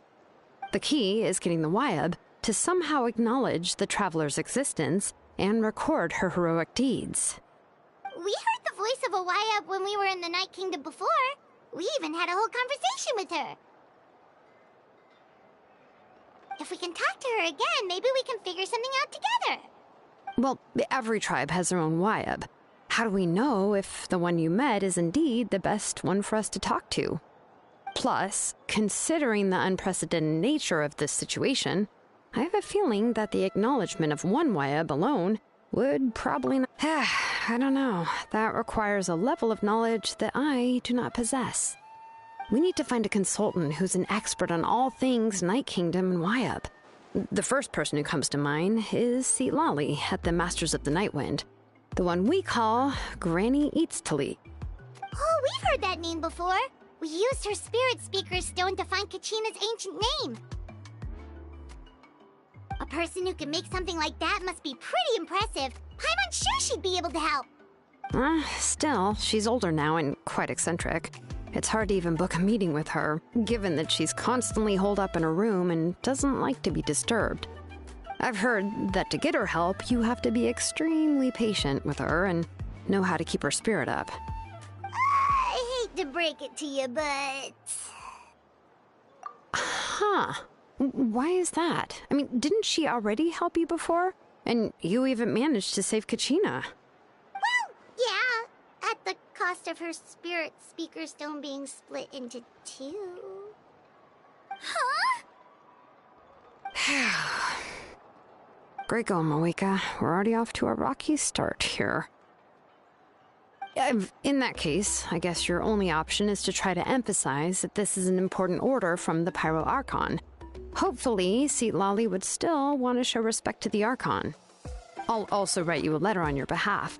If you can find someone to deliver it and mention some good things about you, then that should help too. Oh! Let's ask Kanich to deliver the letter.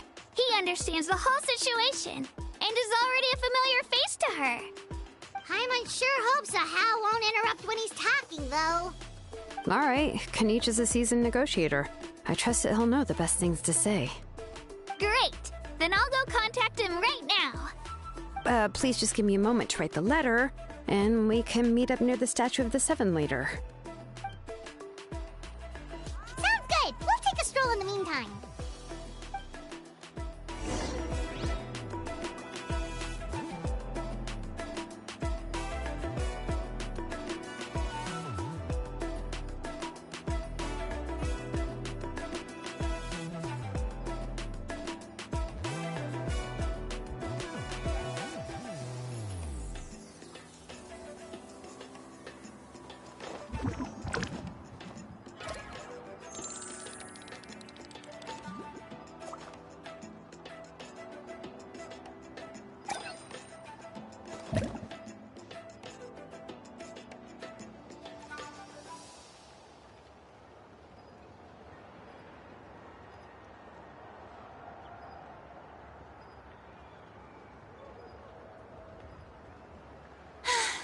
Being too popular can be such a hassle.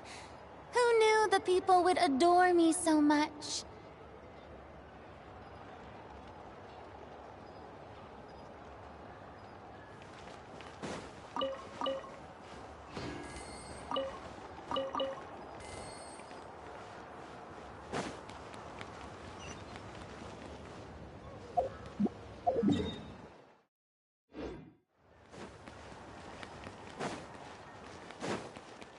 Strike a pose!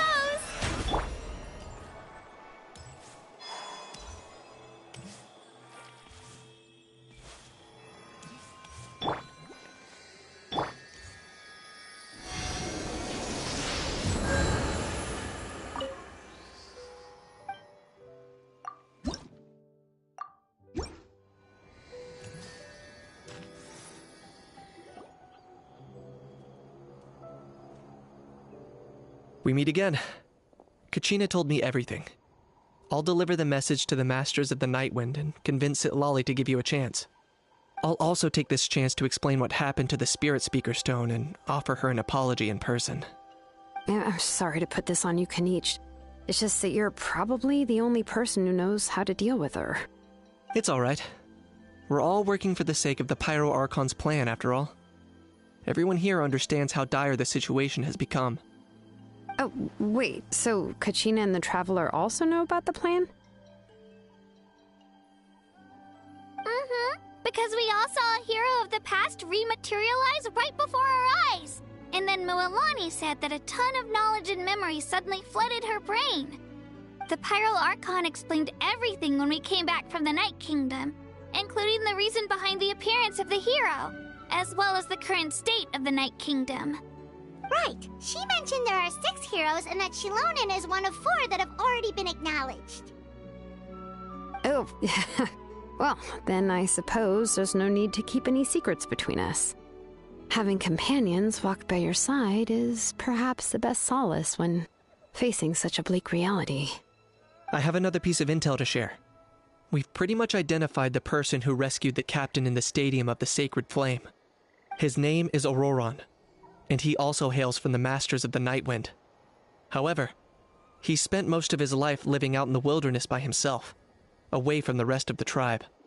That's why his disappearance went unnoticed. By the time Sitlali finally realized that he was gone, no one had heard from him for quite a while. Sitlali knows him too? That's right. Auroron was an orphan raised by the chief of the Masters of the Nightwind and many other kind-hearted people in his tribe.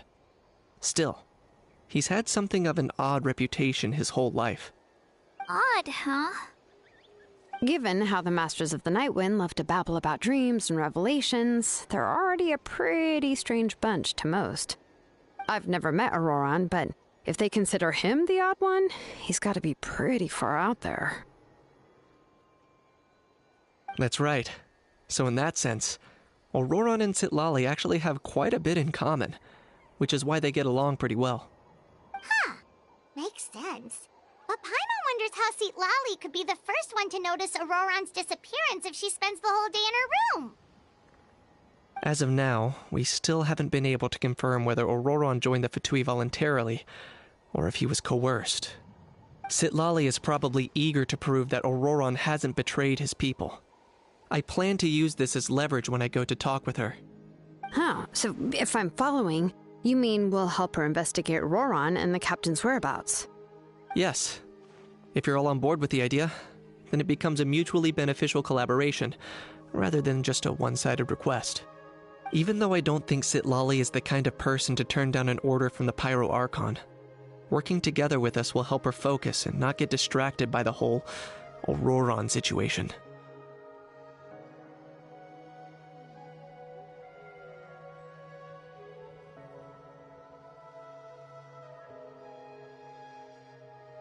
Yeah! Plus, we kinda owe her one anyway to make up for breaking the spirit speakers down. This is a pretty well thought out plan, as expected of Molly Poke Nietzsche.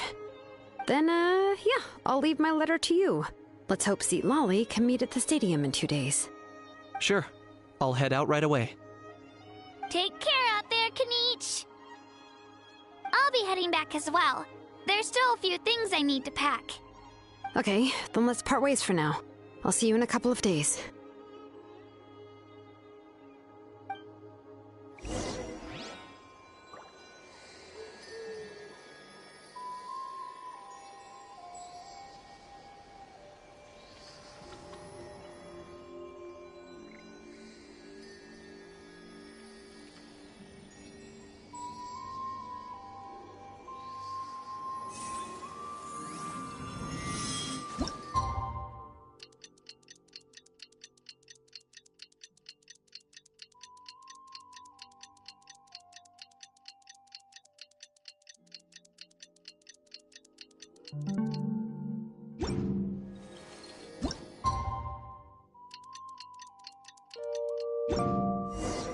Oh, it's time to meet up with...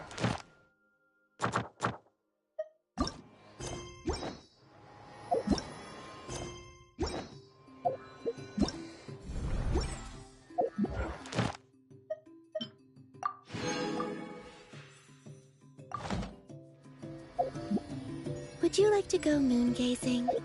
You can sit in my rocking chair and admire the view. Or we could go to the moon and gaze down at Tefat. Whatever you prefer. Hey,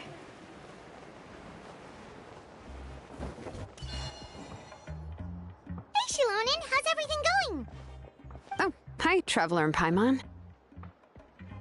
I have, bad news. Sitlali did not reply to our request. Although, I suppose I'm not too surprised. Huh? You mean she didn't even bother to give Kaniche a response? Guess she really does have quite the ego then. Yeah, well, she can be also quite eccentric, though she's one of the most gifted people around. Even the Masters of the Night Wind often struggle to work with her. My guess is that she probably has other reasons for not deigning us with a response. But let's go to the stadium and see if we can meet her there. If we do get a chance to talk to her in person, we can still try to work something out. That's true. Let's go!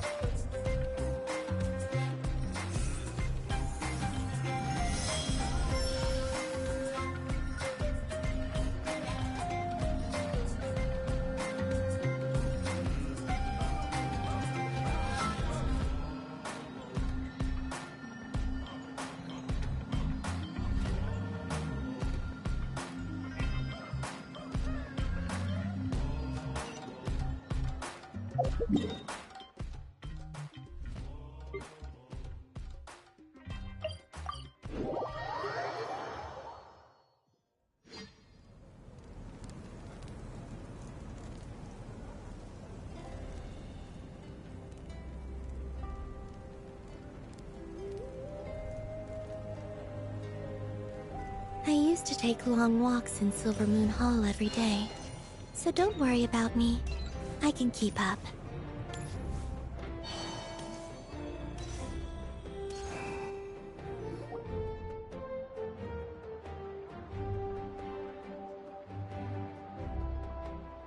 Paimon doesn't see anybody.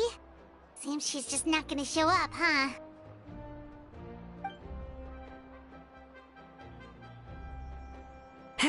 Well, we tried to be as considerate as we could, but she's under no obligation to help. That might be true, but this is still a request from the Pyro Archon, right? Shouldn't a subject always answer the call of their Archon? A subject? Well, if you ask me, I'd say we're all more like friends with the Archon. Yes, Mawika is our leader, but that doesn't mean there's any kind of tall barrier between us and her. The only thing is that she often has very high expectations of us.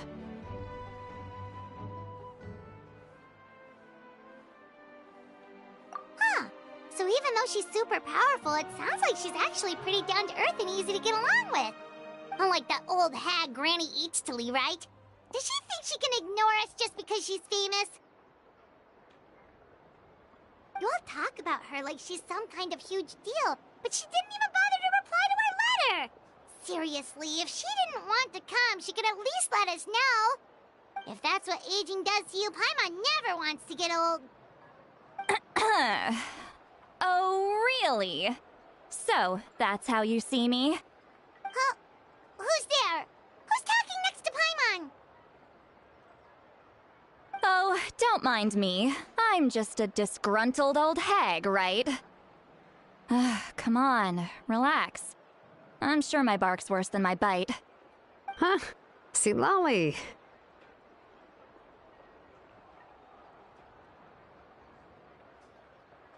Wait, you're Seat Lolly? You're Granny Eatstily? Yes, Granny Eatsley. But emphasis on Eatsley, not Granny. You must know this trope from light novels, surely. They use it all the time. The young man who's actually the oldest person in the room. The girl next door who turns out to be a seasoned veteran.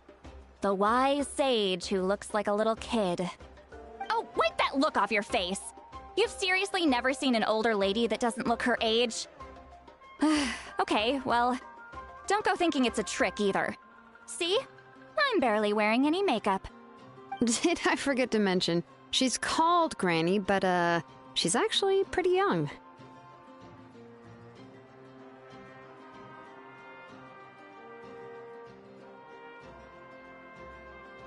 It was an honest mistake. I guess we've just gotten used to it. I'm sorry. So, how old are you actually? What? How dare you? Don't you know it's rude to ask a lady her age? Paimon really didn't mean to offend you, it's just that... your case seems really... unique. Oh, Paimon just wanted to apologize, but now she's putting more and more of her foot in her mouth. Really, Paimon just got a little mad since we thought, well, you were gonna leave us out to dry. It was my idea to invite you here, Seat Lolly. So if you're upset, you can just take it out on me. All right. I was only joking. I didn't mean to chastise anyone. There's really no need to take all this so seriously. If anything, I'm gonna feel awkward if we keep this going. I received Kenichi's letter and was planning to attend this meeting. Since I had already decided to come, I figured there was no need to draft a reply that simply said, "Understood." Besides, just showing up is the most important part. No? But, of course... It's also natural for people to get held up by one thing or another as they're trying to leave the house. It certainly was a bit awkward to see that everyone else had arrived before me. At first, I was thinking of quietly sneaking over, but since you were already here waiting for me, I started to think about how I should phrase my apology. Only to hear you all talking smack about me. Anyway, that's the whole story. Honestly, it's not like I owed you an explanation anyway.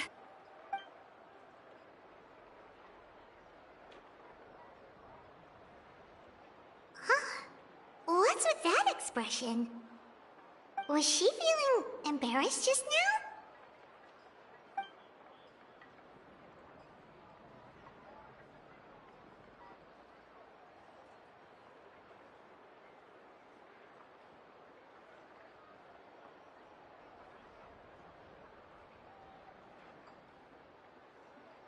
When the Masters of the Night Winds say they struggle dealing with her, I wonder if the feeling is mutual. She seems to be pretty awkward herself. Everything... Anyway, Shilonen, I heard that you require my help in crafting an ancient name. Correct. The situation isn't like anything we've handled before. Let me explain. I see.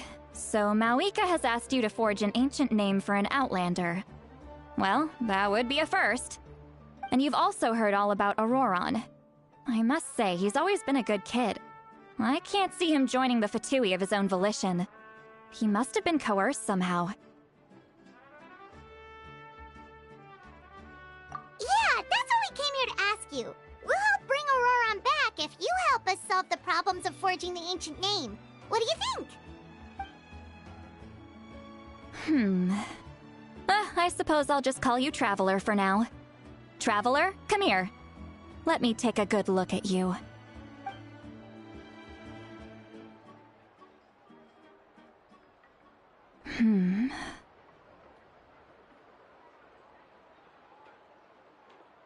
Wealth leads to unending conflicts between people.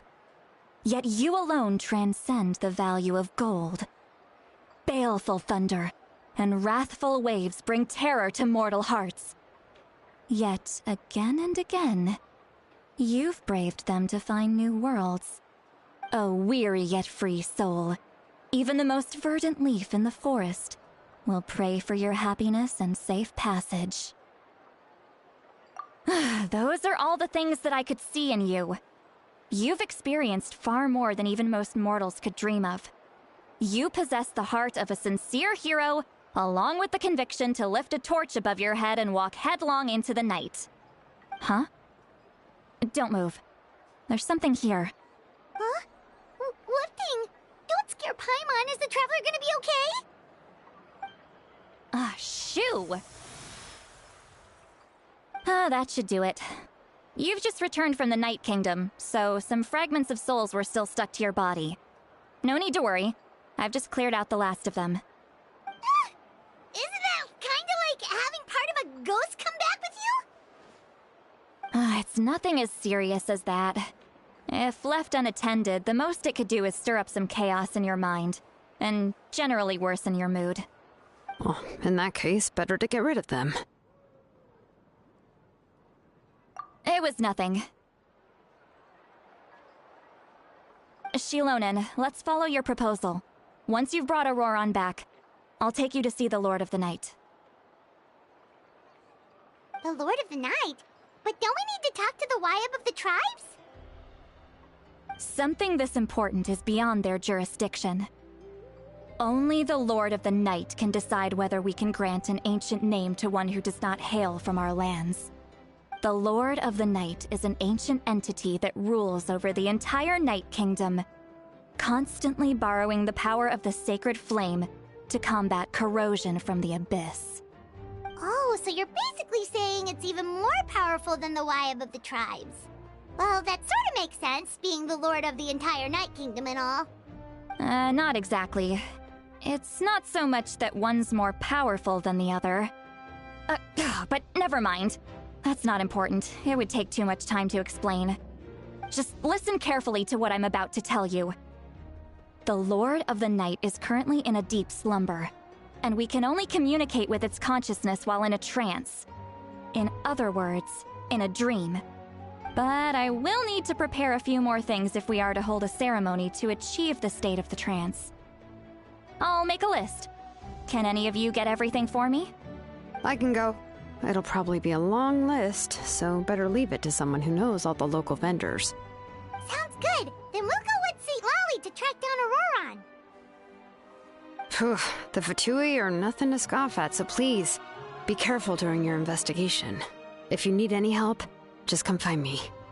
Yep, we'll be sure to play it safe.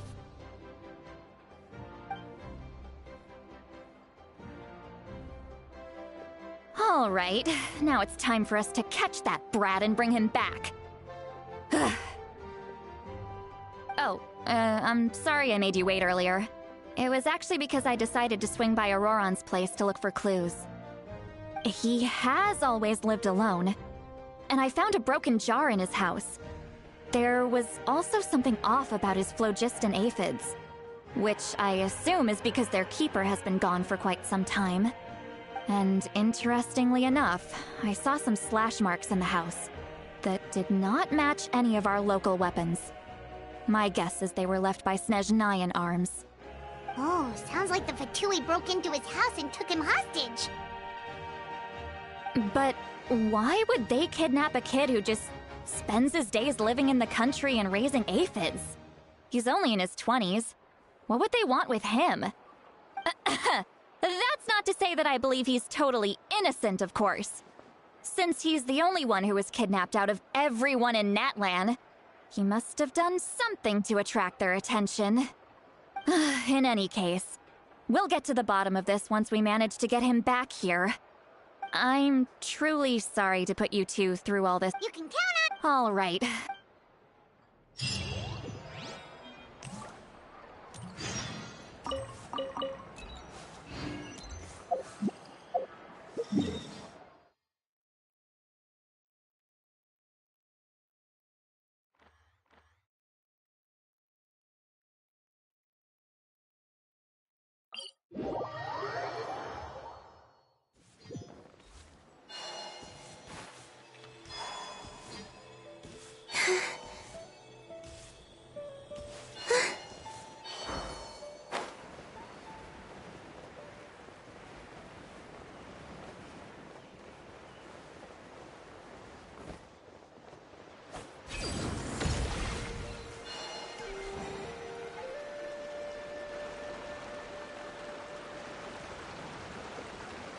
This is the spot. An eyewitness claimed to have seen— I don't know how much you're willing to believe me, but Auroron really is a good kid. I see no reason why he's— I'm convinced that what the— however— Didn't Kanich say that she's a— Auroron? He learned a lot from us. And once he reached adulthood, he built— Oh well, he's been raising let's follow the phlogiston— Huh? What trail? Paimon doesn't see anything. Oh, right. I forgot your— here, get—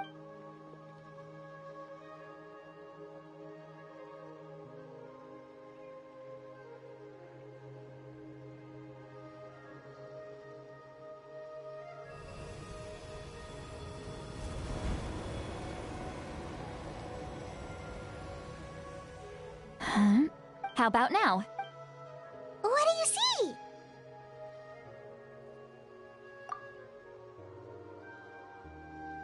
Whoa, Paimon can see it. That's right. I used a spell to temporarily— Wow, you can even— It requires a very— When I held your hand— Anyway, well— Over here, this way! See, Lolly might say a lot of deep and confusing stuff, but this spell of hers is really something. What does she mean by— But is my way of speaking still not trendy enough? I've already tried my best to match their speech patterns. But— Or perhaps I'm still not fashionable enough? But that can't be, right? Huh?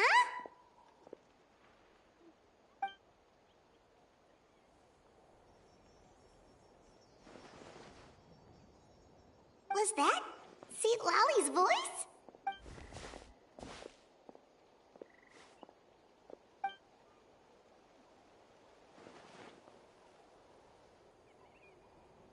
Now that I think about it, it's a good thing I found some helpers this time. Some things are best done with—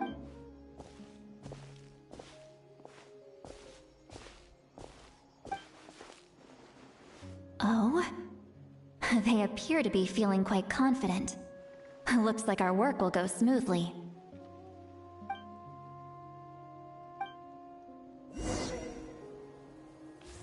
Huh? Hey, looks like there's a new camp over there! Let's go take a look. That little brat, I swear. I just hope he hasn't gotten himself into any real trouble.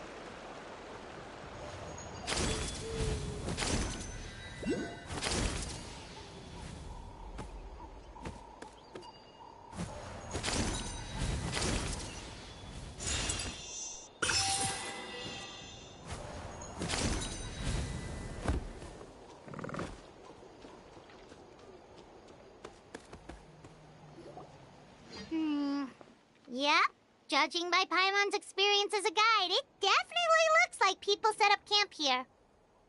Wait. The phlogiston here is a bit odd. Let me see. Paimon sees a small shape here. This is a distress signal for the Masters of the Night Wind. Only someone from our tribe would recognize it. So, we've got to find him. Fast. Leaving such a subtle mark implies that he was trying to be discreet. In other words, he was probably under the Fatui's watch. If they notice us, we can just charge in and fight them to the death.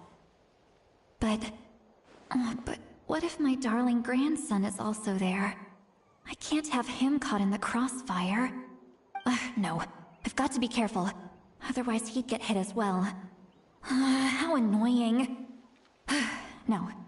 No, I've got to stay calm and keep my composure.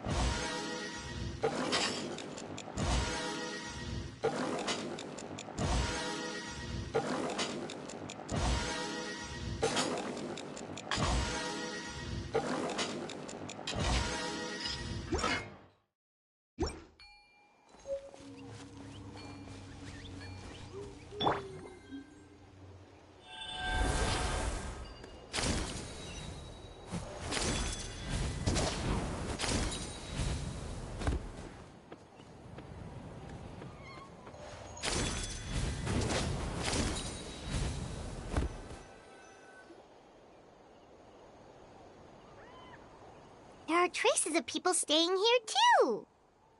Wait a second. The phlogiston around here is jumbled up. I can also smell a mix of elements in the air. Pyro, electro, and some other elements as well. Kanich told us that you were super amazing. No wonder you can sense so many more things than us. It's about time that little brat said something nice about me. There are signs of a struggle here.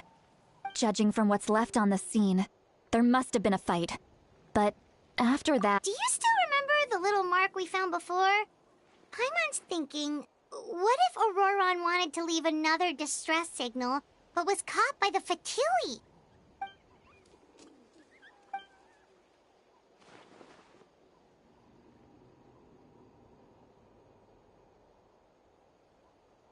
Given there are 2 signals leading from here, we should split up as well. I'll take this direction, and leave the other one to you. Let's meet up again later.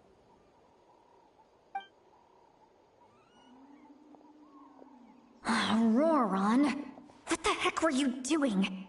It's one thing to trouble me, but now I had to bring other people into this as well. You little brat. And off she goes! Traveler, did you hear all of that as well? Once Lolly left, that voice went away as well. Paimon even tried calling her name inside Paimon's head, but there was no response. So you were thinking the same thing! Paimon also thought that if we could hear what she was thinking, then she could probably also hear what we were thinking in our heads. She did say that she was quite adept at this spell, and it doesn't sound like she's had any trouble with it in the past. Huh, maybe we're a special case and can hear her thoughts as a side effect. If you think about it, she's really got a lively inner world. It paints quite a different...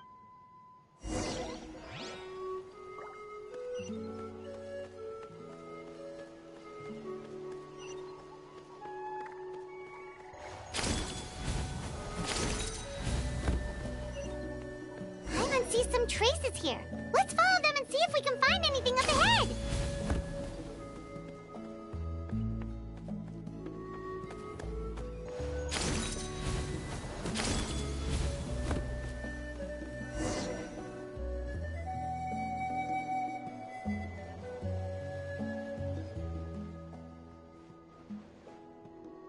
Did you find something?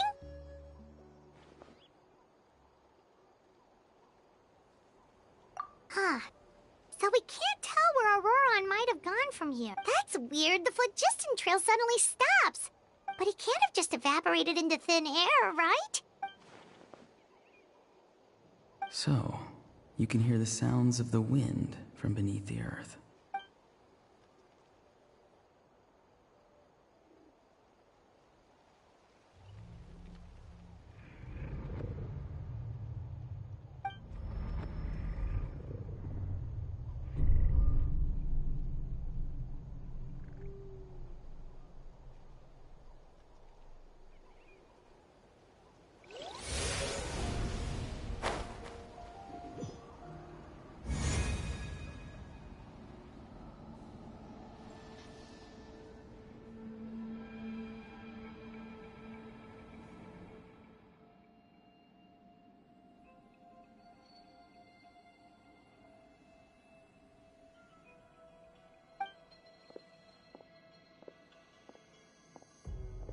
I'm very sorry, but please do not move. I have no desire to hurt you. I apologize that our first meeting has to take place like this. It's just that you're much like one of those animals with ears that perk up as soon as it senses danger in their environment. And given your combat proficiency, I would not have been able to gain an advantage over you if you were anywhere else in the world. However, you're now in the Night Kingdom, a familiar domain to the Masters of the Night Wind. Hello, Traveler. I'm Auroron, the one you've been searching for. Ah, the Fatui's custody. I see. So even Granny has told you that I was coerced by the Fatui. I'm afraid you've been brought here by a lie, like a false omen in the lingering smoke. My friend and I only left those traces to lure you here. Deceiving you was never our true intent, however. It was simply the fastest and most feasible way for us to set up a meeting. Greetings, traveler from afar. Be careful with this traveler. Her soul is temporarily restrained by us, and it appears to have become more fragile in the process. It's taking all my concentration to hold on to her. It was I who tasked Auroron with leaving the traces to lead you here, and I who used the Master's ritual to bring your soul to the Night Kingdom. I've heard much about you from the past encounters you've had with my colleagues. Given the